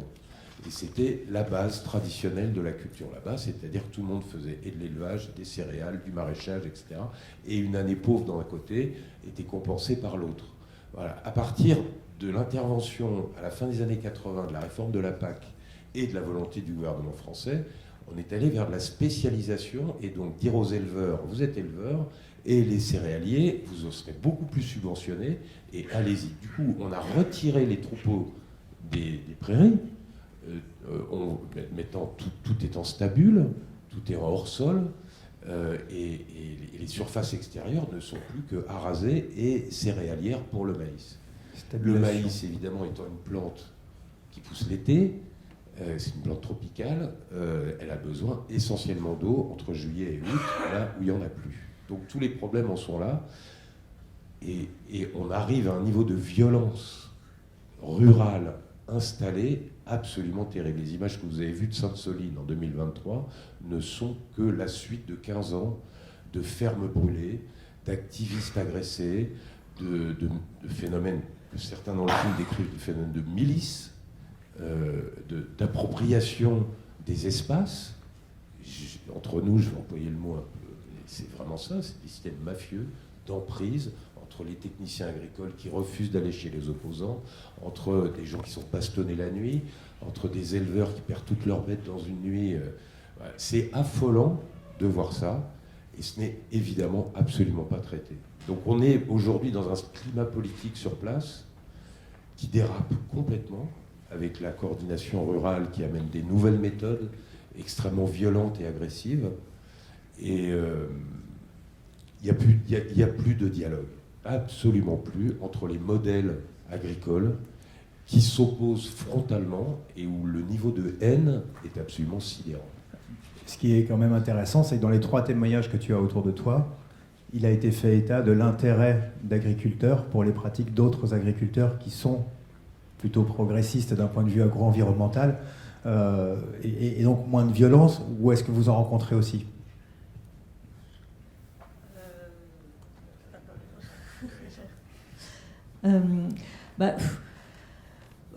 Comment dire, enfin, si, il y a effectivement des camps qui s'opposent. Alors, bon, il y a l'agribashing, ça existe. Hein.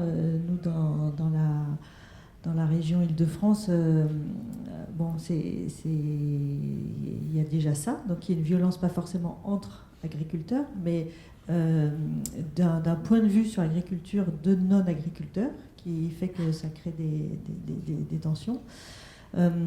Après, il y a ça aussi, c'est-à-dire que moi je pense que il y a une c'est lié à de la concurrence, c'est-à-dire qu'il y a de la concurrence sur l'eau, il y a de la concurrence sur la matière organique aussi, comme je disais, c'est-à-dire que quand les subventions en Île-de-France, par exemple, surfinancent les méthaniseurs, et qu'on arrive à cultiver du maïs pour alimenter les méthaniseurs, alors qu'initialement, ça peut être une bonne idée que de transformer de la matière dont on ne sait pas quoi faire, parce que c'est compliqué à mettre de la viande dans les champs, par exemple, de la transformer en méthane et faire de l'énergie. Super idée. Sauf que ça se transforme en fausse bonne idée quand on cultive des champs entiers de maïs pour nourrir. C'est un ogre, un méthaniseur. Les méga-bassines, c'est pareil, ça devient des ogres en fait à pomper l'eau. Et donc, oui, on a des combats qui peuvent se transformer en guerre de tranchées parce qu'il y a de la compétition sur de la ressource. En fait, c'est fatal. Intéressant. Vous confirmez, vous infirmez, vous avez un point de vue, et on va donner un micro à la salle ensuite.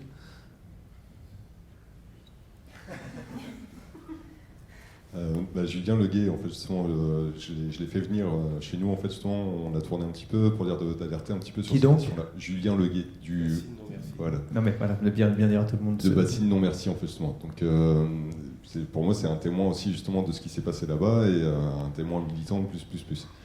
Et j'entends la question de la violence, en fait, justement, c'est parce qu'il y a une non prise en compte réelle, en fait, justement, de la problématique de départ. Et il y a une incompréhension, et je reviens vraiment là-dessus. Chez nous, en fait, en tout cas, ce à quoi je me confronte, je suis content parce qu'en l'espace d'un an, il y a un changement, en fait, justement, dans les mentalités. Il y a vraiment beaucoup de méconnaissances sur ce sujet. Pourquoi ? Parce qu'il est extrêmement complexe. L'eau, elle est partout, en fait, justement, elle est même jusque dans vous, en fait, quoi. Et depuis votre naissance. Et en fait, on a du mal, en fait, à voir justement tout le maillage qu'il peut y avoir, justement, tous les points qui sont reliés à ça. L'industrie, elle l'utilise, l'énergie, elle l'utilise. Enfin, elle est vraiment partout. On en a besoin pour tout, pour tous nos usages. Et donc, la problématique, elle vient de ces incompréhensions, ce manque de connaissances, méconnaissance. Et du coup, il y a aussi une autre problématique, c'est la question du dialogue. Et justement, tant qu'on reste dans ces problématiques de clivage, il ne peut pas y avoir de dialogue possible. Et l'idée, c'est d'être à même de pouvoir entendre justement les avis des uns et des autres, sans forcément dire non mais t'as tort ou des choses comme ça, en fait, que ça sert à rien, c'est contre-productif. Et par contre, il y a vraiment besoin de personnes qui soient là, en fait, pour faciliter ce dialogue. Et il y a, dans le Sud, en fait, voire même il n'y a pas que dans le Sud, mais il y a une association qui s'appelle Geyser, qui aide à faciliter justement les échanges entre des personnes qui, en temps normal, en fait, souvent, elles ne se côtoient pas, parce que les rapports de force sont tellement tendus que c'est juste plus possible. Et donc, il y a besoin de ces personnes-là pour dire d'apaiser un petit peu les tensions de part et d'autre, et d'apporter aussi de la connaissance scientifique, en fait, justement, en faisant venir des personnes qui ont ces connaissances et qui peuvent les vulgariser et rabibocher un petit peu, tant bien que mal, j'ai envie de dire, parce qu'il n'en reste pas moins qu'il y a une chose qui est là, qui est fondamentale, en fait, justement, je reviens à ce que je disais au départ, c'est on a tous cette problématique, l'injonction économique, perso, comme je l'appelle, en fait. Et en fait, je comprends les intérêts justement de ces agriculteurs qui se trouvent là-bas, parce qu'ils ont été orientés dans ces filières. Et une filière, en fait, ça met 30 ans avant d'être rentable. Et donc, du coup, c'est un cercle infernal. Et c'est des cercles vicieux qu'il faut à tout prix, en fait. En tout cas, on parle justement d'accaparement des terres, mais il y a aussi l'accaparement de l'eau. Et ça, l'un des exemples en France les plus marquants, en fait, c'est celui qui se passe là-bas, à Sainte-Soline, entre autres. Il y a l'obligation de dialogue est quand même quelque chose de très marqué. Alors, il y a des endroits où historiquement ça fonctionne, on en a parlé. La Camargue, par exemple, les chasseurs discutent avec les manadiers, discutent avec les riziculteurs, discutent avec les maïsiculteurs pour réussir à trouver des compromis quant aux usages de l'eau du Rhône qui arrive là. Alors, c'est pas forcément simple, mais c'est un exemple de discussion permanente et systématique.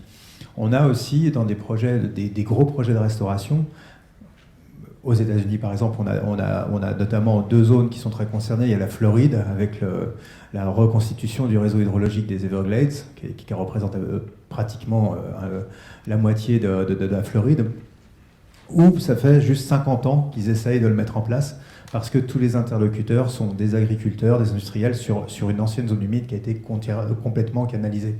Et en fait, ce qui se produit, c'est que la Floride est un État extrêmement conservateur, pro-Trump, c'est pas pour rien qu'il est là-bas avec sa petite baraque là. On ne peut pas imaginer que le progrès vienne de cet État, et pourtant, cet État va rendre ça effectif, parce qu'ils ont des problématiques concrètes qui sont que Miami se retrouve sous l'eau quand il y a des inondations, que Miami se retrouve sans eau potable parce que la mer monte et que les réseaux hydrologiques ont été bousillés, et parce que l'agriculture pompe trop d'eau. Donc, ce qui est rassurant là-dedans, c'est que même les pires des pires, des plus bornés, des plus bêtiaux en termes de considération écologique et de vision à long terme, pour des visées électorales ou parce qu'ils ont peur d'être incriminés juridiquement, prennent des décisions qui s'imposent et sont obligés de passer par des décisions collectives. Autre exemple, je parle rapidement, je suis désolé, je prends la parole et je vous la donne après. Avec des renaturations de cours d'eau, où on voit, par exemple, en Californie, il y a eu le plus gros chantier au monde de renaturation d'un cours d'eau pour faire revenir les salmonidés, les saumons, qui peuvent de nouveau se reproduire. On a fait sauter 4 barrages et un fleuve est redevenu un fleuve. Donc super, on a fait bosser les sociétés de pêche, les fédérations de pêche qui s'éclataient, le ministère de la pêche qui était super content parce qu'il faut faire revenir le saumon, les indigènes, les Indiens disant que le saumon c'est vachement important, une autre tribu disant nous ce qu'on veut c'est la lamproie est revenue aussi, tout le monde est génial. La réalité du truc c'est qu'en fait c'était la région de San Francisco qui commençait à manquer d'eau potable et qui a eu besoin de renaturer ce dispositif, de renaturer ces rivières par reméandrage, un peu ce dont on parle avec les projets Castor et tout ce qu'on veut, pour que l'eau redescende dans les sols. Donc il y a une collectivisation contrainte et forcée, qui peut être même une forme juste de communication, parce que là c'est purement la communication, on est content, on aide les Indiens, et en fait tout ce qu'on veut c'est pouvoir continuer à bouffer de la flotte de l'autre côté. En ce qui me concerne, je trouve ça assez rassurant. Tu voulais réagir là-dessus ? Peut-être là, du coup, tu viens de donner des exemples en fait qui se passent, voilà. Et localement, en fait, justement, il n'y a pas si longtemps, je crois le 21 janvier ou quelque chose comme ça. En tout cas, il y a le rapport France Stratégie qui est sorti prospective au 2050. Je vous invite à regarder ce document. En fait, justement, il y a 3 scénarios qui sont donnés et qui donnent en fait justement la visualisation des consommations d'eau d'ici à 2050. Clairement, c'est l'irrigation en fait qui va prendre le dessus si on continue comme ça. Et donc ces 3 scénarios, c'est le scénario si on change rien, le scénario actuel avec les peu de discussions qu'il peut y avoir au niveau de l'État, et un scénario vraiment de rupture. Et bien même le scénario de rupture, en fait, justement, il y a quand même un impact en fait justement sur la ressource en eau par rapport à aujourd'hui. Et 2050, c'est dans 25 ans en fait, donc c'est bientôt. Et ces documents-là, alors que justement, il y a beaucoup d'histoires en ce moment, à l'Agence Bio, l'OFB ou autres, en fait, qui se font critiquer. France Stratégie, en fait, justement... L'Office français de la biodiversité. Oui, Office français de la biodiversité. Et donc France Stratégie, c'est quand même pas rien non plus, justement, et beaucoup d'industriels se basent aussi dessus. Et la consommation d'eau de l'industrie, elle est aussi prise en compte, celle de l'énergie et compagnie. Mais vraiment, celle qui prend le dessus, c'est l'irrigation, en fait. Et chez nous, même dans le nord de la France, tu te rends compte, on en vient en fait à irriguer de la patate aujourd'hui. Alors, vous pouvez tout de suite boycotter certaines marques de chips qui sont très très responsables de ce qui est en train de se passer actuellement. On est en train d'exploser les territoires agricoles pour faire de la chips industrielle avec des bons logos en disant on vient d'une jolie région qui est du côté ouest de la France. Pour répondre là-dessus, si j'ai bien lu, le scénario de rupture est le seul qui permette une réduction de la consommation d'eau. Le seul. Les deux autres, on est très loin. On dépasse on dépasse les seuils. Mais même celui de rupture, en fait, justement, il y a 9% en fait, justement, de consommation d'eau en plus qu'aujourd'hui. Parce que, comme tu parlais... Donc, il y a des interventions en hauteur, tout là-haut. Voilà. Merci en tout cas. Est-ce que ça t'intéresse ce qu'on se raconte ? Parce que tu es notre grand témoin et que ça compte que tu sois satisfait. Bonjour à tous. Moi j'ai une question, c'est que, à titre personnel, j'ai une maison individuelle, j'utilise de l'eau et j'utilise l'eau qu'une fois. Et je me suis déjà posé la question à me dire, mais pourquoi je l'utilise qu'une fois ? Est-ce que l'eau, on ne pourrait pas l'utiliser plusieurs fois ? Et quand on pompe de l'eau potable pour la remettre en surface, pour la mettre dans un système d'assainissement collectif qui se retrouve du coup dans une rivière à aller directement à l'océan, est-ce qu'on ne peut pas l'utiliser plusieurs fois ? Est-ce qu'il y a des exemples ? Et je me pose la question. Alors après, il y a toutes les problématiques de pollution liées à nos consommations. Mais par exemple, pour de l'irrigation en maraîchage, je ne sais pas les volumes que ça représente, mais moi je me suis déjà dit, l'eau, on pourrait l'utiliser plusieurs fois, à un niveau de potabilité un peu moins, et puis voilà. Alors, merci de poser cette question. Moi, j'aurais envie d'aller même plus loin que la question que vous posez, qui en fait touche à la manière d'habiter.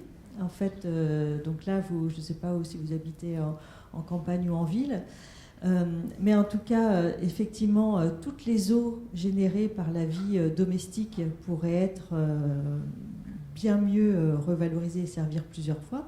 Mais au-delà de ça, c'est-à-dire quand vous buvez de l'eau, vous la transformez en urine. Génial, quoi.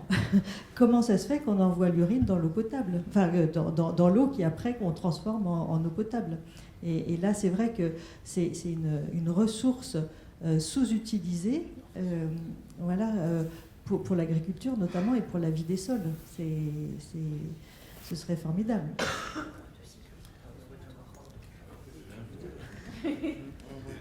En fait, je suis voilà, témoin, donc voilà, je ne suis pas un acteur, je regarde les choses, et dans ce que j'ai lu et travaillé pour préparer cette chose, il y a peut-être une autre façon de raisonner l'eau en utilisant les travaux d'un hydrologue suédois dont j'oublie complètement le nom, qui dans les années 90 a un peu changé le regard qu'on peut avoir sur l'eau, où il distingue l'eau bleue et l'eau verte.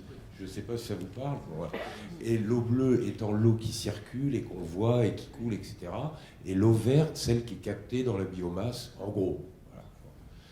Et on se rend compte qu'effectivement, l'eau qui circule, en fait, de façon urbaine et industrielle, et grosso modo, à part les pertes d'eau, grosso modo, est recyclée. Et reste dans un circuit qui est là et qui ne pose pas de problème, contrairement à ce que disait dans le film la coordination rurale, pour qui tout le problème vient des villes. En fait, c'est pas ça. Enfin, en tout cas, on comprend qu'il y a un problème beaucoup plus important avec cette eau verte qui est stockée par la biomasse, celle qui crée l'évapotranspiration et celle qui crée la capacité à survivre à une sécheresse et à stocker l'eau en hiver quand il y en a trop. Le problème est là. Ça représente 60%. 60% des eaux sur nos territoires. Donc si on pense comme ça, c'est là que je Je me suis dit, notre vrai problème, c'est pas les centrales nucléaires, qui, même si à côté de ça, c'est un problème, mais qui réchauffent et tout, mais l'eau retourne. Voilà. Là, quand on se sert de cette eau, qu'on extrait des biomasses, qu'on pompe, tout ce que vous voulez, et qui sert à exporter du maïs pour nourrir des bovins au Brésil ou aux États-Unis, et que eux nous renvoient leur soja, voilà, ça c'est de l'eau totalement perdue. Totalement perdue. Et c'est des gigantesques quantités. Donc effectivement, on a tous nos problématiques domestiques. On a tous à veiller à récupérer nos eaux de pluie, on doit passer aux toilettes sèches, on doit faire papa, c'est sûr. Mais le vrai problème n'est pas là. C'est comme ça que j'ai compris les choses. Oui, effectivement. Pour le coup, il y a quelque chose qu'on pourrait peut-être critiquer ou en tout cas mettre en comparaison avec le système d'assainissement en Allemagne. Globalement, nous, ce qui sort de nos eaux usées repart directement sur les eaux libres. Ce qu'ils font en Allemagne, c'est qu'ils passent par le sol en intermédiaire pour déjà refiltrer, remétaboliser ce qui peut rester de la filtration primaire, mais surtout de remettre l'eau dans son cycle initial et de ne pas la laisser filer à l'eau, filer à l'océan, se faire évaporer et puis qu'elle ne revienne jamais sur Terre, quoi.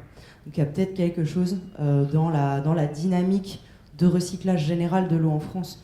Mais effectivement, il y a plein d'usages de l'eau où on n'a pas besoin d'eau dite potable. Enfin, moi, excusez-moi, mais je ne bois pas d'eau avec de la javel dedans, quoi.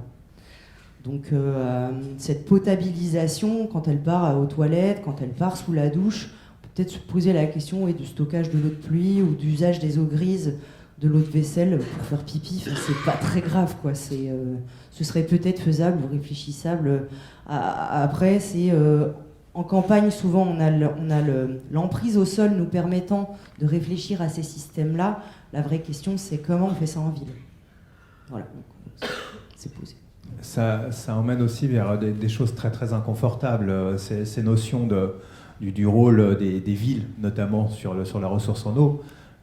Il semblerait établi, par des études récentes plutôt sérieuses, que la MPA, l'un des métabolites du fameux glyphosate, qu'on trouve dans les rivières d'Europe, soit majoritairement issu d'eau domestique et non pas de l'agriculture. On parle de 60%, voire 70% du glyphosate et de la MPA que l'on trouve dans les rivières viendrait uniquement des eaux usées des gens par l'intermédiaire des lessives. On a remplacé les lessives sans phosphate par des lessives avec aminophosphate qui sont interdites aux États-Unis, par exemple, et qui produisent de la MPA, qui est même capable, a priori, de se recombiner. On n'a pas encore compris le mécanisme au sein des stations d'épuration pour redevenir du glyphosate qu'on va rejeter dans les rivières. Et ça, c'est assez catastrophique. Donc effectivement, les citoyens ont un rôle vraiment pas anodin dans la qualité de l'eau. Là, on ne parle pas de la quantité, on parle de sa qualité. Et bon, ça ne veut pas dire que ce qui est dans les nappes phréatiques, ça ne vient pas de l'agriculture, parce que ce qui va tomber verticalement dans les nappes phréatiques va bien sûr, évidemment, majoritairement venir de l'agriculture, mais les eaux de surface et les rivières, il semble établi que ça vienne juste des machines à laver. D'autres interventions? Il y a des mains qui se lèvent. Attends, je ne vois pas où est le micro, il est tout là-haut. J'ai des gens qui ont l'air d'avoir envie de réagir à ce qu'on Oui. vient de se dire. Je reviens juste après. Hop, je vois des mains qui... Oui, puis on n'est pas en démocratie de toute façon, donc on donnera la parole à qui on veut. Je reviens pour changer de sujet. Moi aussi, j'adore ce sujet. Alors. J'avais une question pour Agnès Sourisseau. Vous parliez d'un système de récupération de matières organiques dans votre ferme. Du coup, je voulais savoir quels sont ces exutoires, enfin, comment vous avez pu récupérer toutes ces matières et comment vous travaillez avec les pouvoirs publics dans ce sens-là. Alors, moi, ce que je fais à l'échelle de ma ferme est très modeste. Hein. Je le fais moi, je suis sur 35 hectares et les parcelles de maraîchage ne sont pas sur les 35 hectares. Donc, c'est vraiment pour la partie production de légumes principalement. Il se trouve que je suis à côté, comme je disais, de la plus grosse décharge d'une grosse partie de la France. Et donc que cette grosse décharge, elle récupère, comme je disais, donc des camions entiers de déchets. Donc c'est juste, on a une entrée commune en fait. Donc moi j'ai capté les camions, donc ils me l'amènent à demeure. Et quand ils vont déposer ces biodéchets chez Veolia, ça leur coûte 150 € la tonne, je crois. Et donc du coup, moi je les récupère gratuitement, donc je leur fais faire des économies. Et moi, j'ai pas à m'occuper de la logistique. Donc ça, c'est ce que j'ai testé en fait avec ce principe de détournement de camions. Effectivement, je me suis dit, mais enfin, ce serait formidable de pouvoir l'organiser. Et c'est là où c'est un petit peu plus compliqué. Alors pour les biodéchets issus de l'entretien des villes, donc tout ce qui est tonte, feuilles et broyat, il y a en région PACA un CIVAM donc, qui a justement l'association dans l'agrophile des Pans, enfin le réseau dans l'agrophile des Pans, a mis en place toute une organisation de territoire avec les pouvoirs publics pour que ça fonctionne. Je pense que chaque région doit trouver sa manière de faire, sachant que la loi là va un peu dans ce sens-là, notamment pour tous les déchets de restauration, en fait, les restes alimentaires. Et là, c'est beaucoup plus compliqué d'un point de vue sanitaire, et c'est là où on bloque un peu. Mais sinon, en fait, nous, ce qu'on voudrait réussir à faire, même dans un idéal, c'est que le prix d'achat d'un légume intègre le prix du retour au champ des biodéchets. Ça, ce serait super. Je peux ajouter un complément parce qu'on a eu une intervention l'année dernière, ou il y a 2 ans, je ne sais plus, d'un agriculteur qui a créé une compostière sur son exploitation. Et en fait, il a drainé tous les paysagistes du secteur qui étaient tellement contents de ne plus payer la déchetterie qu'ils sont venus lui amener toute sa matière organique. Alors, il y a un petit souci légal parce que ça doit répondre à un certain nombre de normes, le fait d'accueillir autant de matière organique et de la composter sur place. Mais c'est devenu une ressource et même son exploitation est un peu étudiée par des agronomes pour voir justement déjà les qualités agronomiques, les qualités économiques, sachant qu'en plus, puisque c'est un grand malin, il a aussi combiné ce système de compostage à un système de chauffage de sa maison. Sur le principe du compost de Jean Pin et des systèmes de chauffage de Jean Pin, pour ceux qui connaîtraient. Donc, il y a des dispositifs. On a aussi parlé en off hier d'un agriculteur qui est éleveur et qui, de la même manière, il ne récupère pas, il achète à des paysagistes le broyat de branches issu de l'élagage. Et lui, c'est pour son élevage, c'est des très très grosses quantités aussi. Donc, il y a des filières pas forcément légales, mais qui s'organisent. Juste pour préciser, on a fait une demande de financement à l'ADEME. Si l'ADEME a encore les moyens, donc l'ADEME. Je sais. Voilà, bon. Et donc, effectivement, là, il peut y avoir des fonds pour amorcer le développement. Et je pense que chaque territoire doit s'organiser. Je veux bien parler justement de ce sujet-là. Je suis ici. Je m'appelle Mathieu Pichon, je travaille notamment pour le réseau Compost Citoyen et pour le Jardin des Taurins. Il existe en fait des solutions déjà sur les territoires un peu partout en France, notamment le réseau Compost In Situ, qui collecte les biodéchets de restauration notamment dans les villes, en milieu urbain, et qui va composter chez les agriculteurs pour que cette matière organique en fait elle soit rendue au sol directement. Et sans faire payer les agriculteurs pour qu'ils récupèrent cette matière organique directement, avec des process qui sont suivis par le ministère de l'Agriculture, j'allais dire l'agroécologie, on n'en est pas là. On est même encore un peu loin, ouais. Et donc du coup c'est possible, et c'est vraiment les déchets urbains, les biodéchets urbains de restauration, on ne peut pas les remettre au sol comme ça, notamment il y a des sous-produits animaux, donc il faut passer par une phase d'hygiénisation. Mais c'est possible, ça existe et ça avance dans ce sens-là. Donc, et je suis aussi en Seine-et-Marne, donc Agnès, on en reparlera après avec plaisir. Et ce que je trouve aussi intéressant là-dedans, c'est pas que la fertilité, on en parlait tout à l'heure avec Jérôme, la fertilité que ça peut remettre au sol, mais aussi en fait toute la vie et tout l'écosystème qui peut en sortir. Marc-André Sellos nous parle beaucoup des champignons, donc ça peut être intéressant aussi de voir dans quelle mesure ça permettrait de favoriser des champignons qui attaqueraient les champignons pathogènes du sol, quoi. Sans compter la quantité d'eau qu'on trouve dans les champignons. Et juste une dernière chose, sur Rennes, Eric, c'est juste les déchets de pelouse qui sont interdits. Parce que c'est justement les déchets verts les plus remplis d'eau. Et pour l'instant, ils autorisent encore les ligneux. Et ils m'ont demandé d'intervenir dans ce cadre-là l'année dernière et ils enlevaient tout.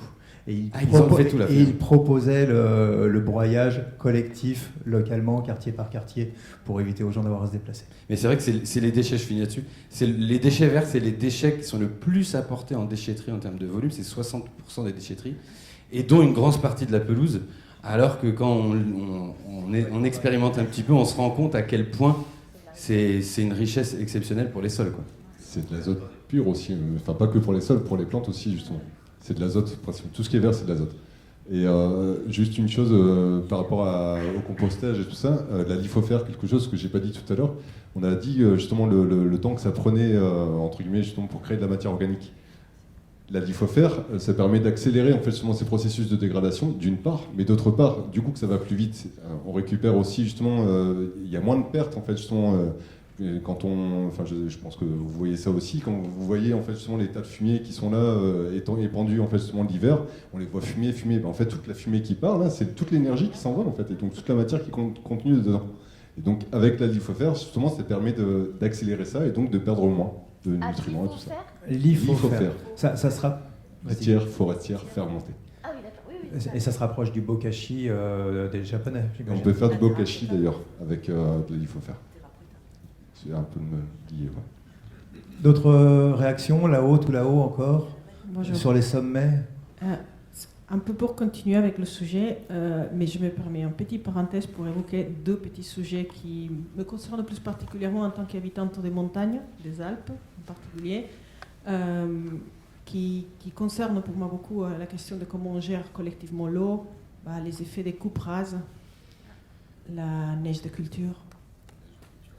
C'est des sujets qui, pour moi, ça pas que de l'agriculture, parce qu'on est tous contents d'avoir des beaux fromages d'alpage, mais les activités qui se passent en hiver sur le même territoire aussi, provoquent des tensions qui ne sont pas encore arrivées aujourd'hui au niveau du marais de Poitevin, mais c'est quand même la poudre qui peut sauter à n'importe quel moment. Et donc en fermant cette parenthèse-là, quand tout à l'heure on a amené la conversation sur cette question de l'urine qui part dans les eaux potabilisées et qui va dans les toilettes. J'avoue que l'automne dernier, je me suis un peu intéressée au sujet dans le cadre d'un autre événement, les Journées des savoirs engagés reliés. Et j'ai beaucoup appris en écoutant un podcast qui s'appelle Incel, pour ceux qui pourraient être intéressés à le chercher, sur tout ce qui est l'histoire de l'assainissement. Moi, ça m'a fait prendre mesure à quel point c'est que notre génération, ou la précédente à peine, qui sont allés dans cette espèce de recherche d'hygiénisme avec les toilettes à l'eau et compagnie. Je ne savais pas qu'en Allemagne, ils continuaient à faire l'épandage sur champ. Et c'était curieux d'entendre comment tout ça, il y avait des territoires autour de Paris qui étaient dédiés à ça, il n'y a pas si longtemps que ça. Mais moi, c'est quelque chose qui m'interpelle depuis un ordre un peu plus méta, sur le fait de... J'appartiens à UNAMAP depuis très longtemps. Une partie de nos Amapiens, ils sont en ville. Donc du coup, assez rapidement, on a commencé à demander à nos maraîchers, mais nous, vos belles épluchures, les belles épluchures de nos légumes, on n'a pas de composteur. C'est vrai qu'il y a 15 ans, il n'y avait même pas de composteur urbain. Qu'est-ce qu'on fait? Est-ce qu'on peut les amener? Parce que du coup, en même temps qu'on vient chercher le panier. Donc j'étais vraiment surprise, agréablement surprise de découvrir que, pour ceux qui l'auraient peut-être lu dans l'article de Reporter, il y a eu toute une expérimentation avec une AMAP en région parisienne, où les Amapiens, qui étaient volontaires pour cela, ont bossé avec des designers, anthropologues, avec une façon d'aller parler à la collectivité pour qu'elle mette des moyens pour que ça puisse se faire. Elles ont récolté leur propre urine le long de la semaine Et quand ils venaient chercher leur panier de légumes, ils ramenaient leur petit bidon qui était ramené dans une cube avec toutes les questions de pouvoir enlever des suspicions de contamination, de trucs, ce qui sort de nos corps. Mais finalement, moi je me suis dit, si nous-mêmes sommes ceux qui consommons les légumes, on parlerait contenu en eau verte, si on revient au terme tout à l'heure, quel taux de retour matière de notre propre condition animale vis-à-vis de ces jardins où ils ont poussé les légumes. Donc, j'ai entendu dans l'explication qu'ils ont fait, les deux chercheurs qui sont dans ce programme de recherche qui s'appelle OCAPI. Pour l'instant, c'est surtout la valorisation de l'urine parce qu'ils ont détecté que quand on parle de matière sèche, les réactions sont encore plus épidermiques. Et c'est finalement plus culturel qu'autre chose. Et l'évaluation, ça a été que si on récoltait nos propres urines, on pourrait fournir 40% des besoins de fertilisants sur l'ensemble de l'agriculture. Donc c'est quand même pas rien. Et à la place de ça, on est en train de pomper de l'eau dans des nappes phréatiques pour la potabiliser, pour le mettre dans les toilettes, pour, par exemple, je reviens à mon cas de montagne, où le ministère de la Santé, je crois, avait mis en demeure ma vallée parce qu'on n'avait pas harmonisé entre les différents villages le traitement des eaux usées. Il y avait même certains qui étaient en phytoépuration collective. On a dû se raccorder au syndicat des eaux qui est tout en bas, dans la plaine de l'Arve, qui débouche rapidement dans le Rhône, à la hauteur de Genève. Et du coup, aujourd'hui, j'avais fait le calcul. Quand je lave mes légumes dans mon évier et que je mets cette eau-là dans le tuyau, ça fait 24 km pour arriver jusqu'à la centrale où elle est mixée à plein d'autres eaux. Alors que la mienne n'était pas vraiment sale, il y avait un peu de terre. Je vous assure, la mienne, je la descends par les escaliers et je la mets dans le jardin. Okay, mais c'est ça, mes voisins, j'arrive à la conclusion.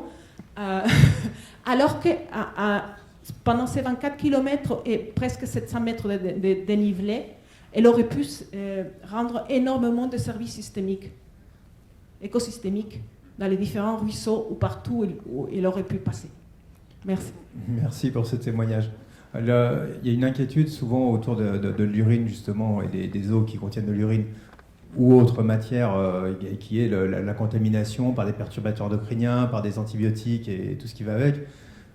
C'est un sujet moi, que j'ai pu aborder personnellement avec Marc-André Sellos, qui travaille sur ces sujets-là avec d'autres en ce moment et qui explique, ce que font les Allemands, que par l'intermédiaire des sols, ces matières-là sont bien mieux dégradées que dans une station d'épuration classique.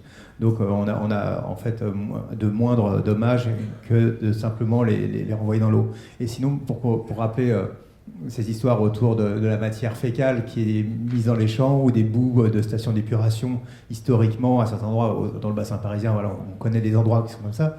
Si vous n'allez pas très loin d'ici, vers Orléans, du côté de Pithiviers, vous avez 3 villages dans un mouchoir de poche.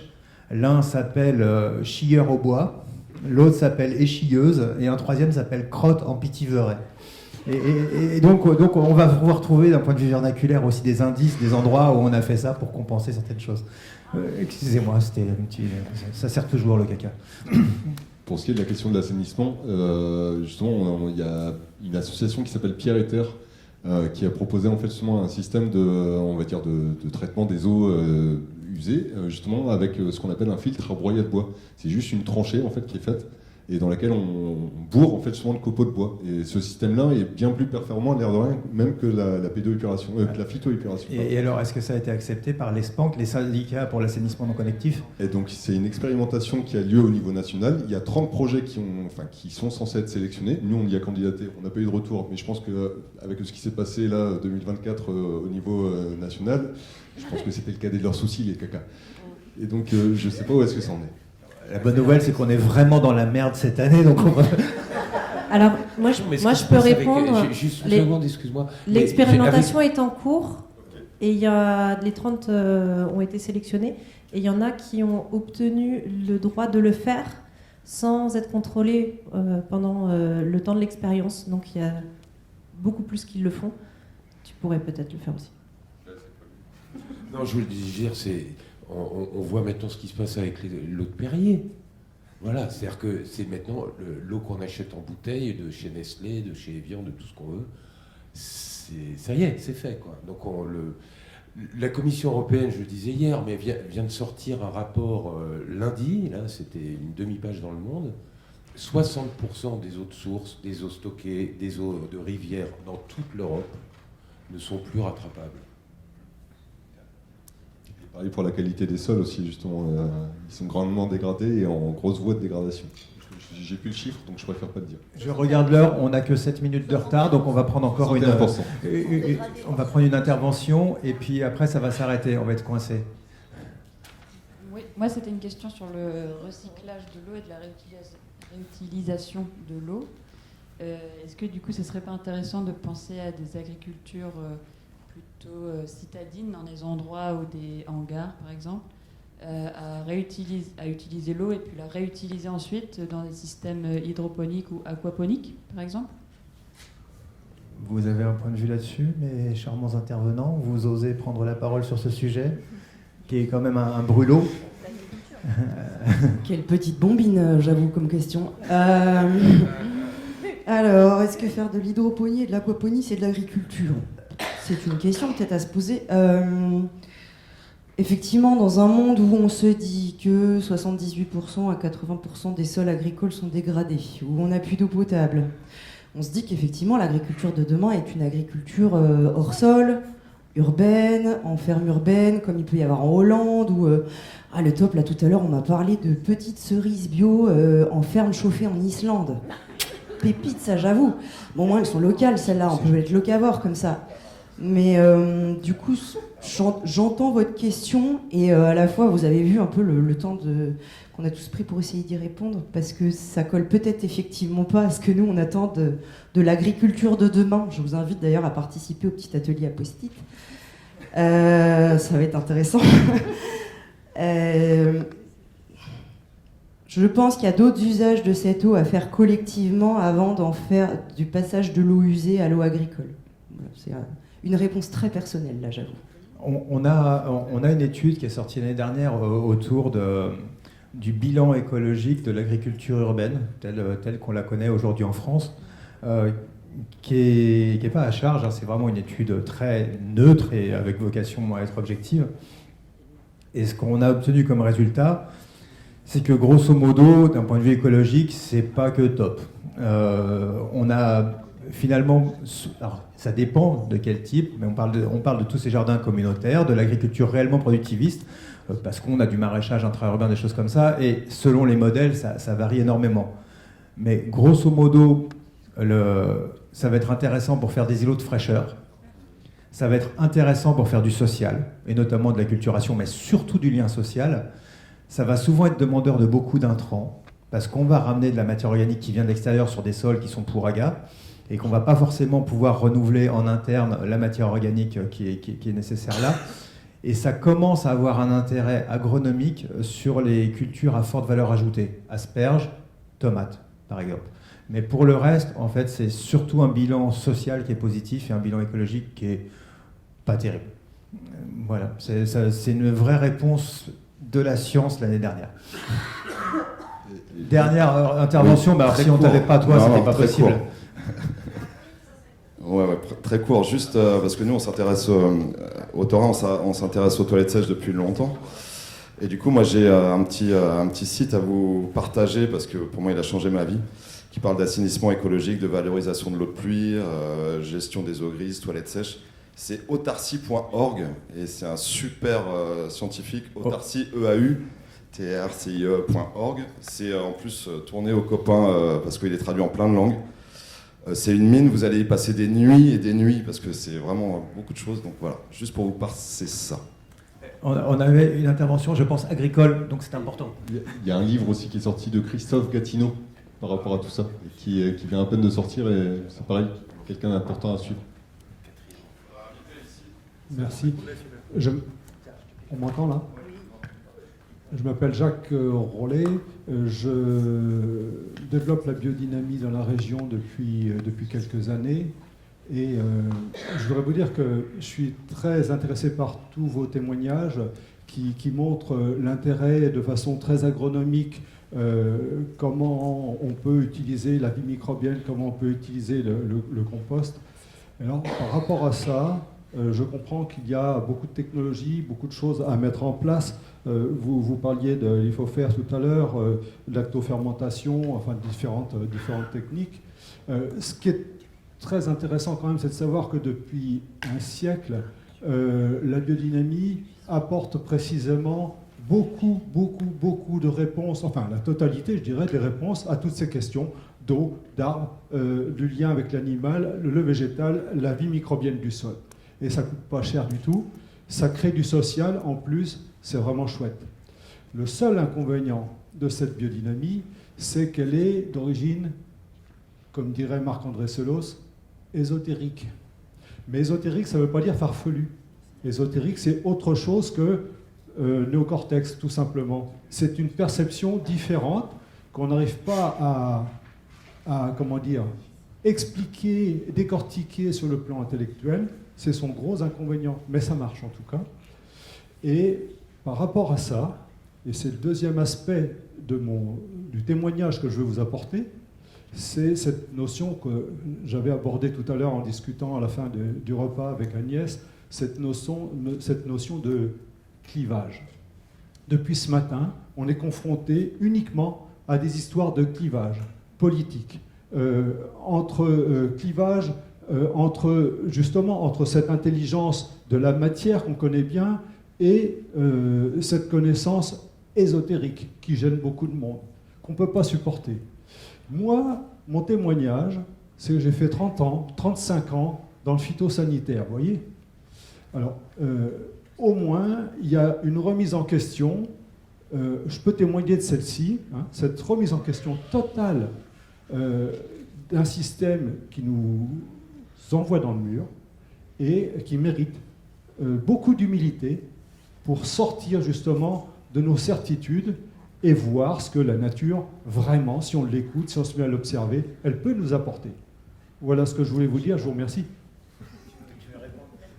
Ouais, non, merci beaucoup. Effectivement, à titre personnel, dans le groupe de travail duquel je fais partie, qui est des jeunes, le fameux groupe La Technique dont je parlais tout à l'heure, qui s'appelle Le Plan Marval, on a monté une petite chaîne YouTube, il y a 3 petites vidéos dispo. Voilà, parce que l'idée c'est de créer du savoir pour tous. Donc on avait Vincent Masson parmi nous, puisque bien sûr que la 500P a des effets de restructuration merveilleux sur le sol, que les questions de qualité de l'eau sont abordées sur cette question. On est au 101e année de la biodynamie. Donc merci pour ça, et du coup je rends le micro à Eric. Merci pour ce témoignage. Et vraiment la toute dernière question, parce qu'on a quelqu'un qui avait une crampe depuis tout à l'heure. C'est pas une question, c'est juste pour dire que en ce qui concerne le recyclage des eaux usées, notamment dans l'agricole, l'État a sorti un cadre juridique en décembre 2023 avec l'idée de faire du coup du recyclage de tous ces millions de mètres cubes, avec à garder en tête quand même le fait que c'est un peu comme le recyclage du plastique. C'est bien, mais il vaut mieux économiser la ressource à la base que la pourrir et ensuite chercher comment la réutiliser. Merci beaucoup. Écoutez, merci beaucoup à tous nos intervenants, merci à ce public réactif.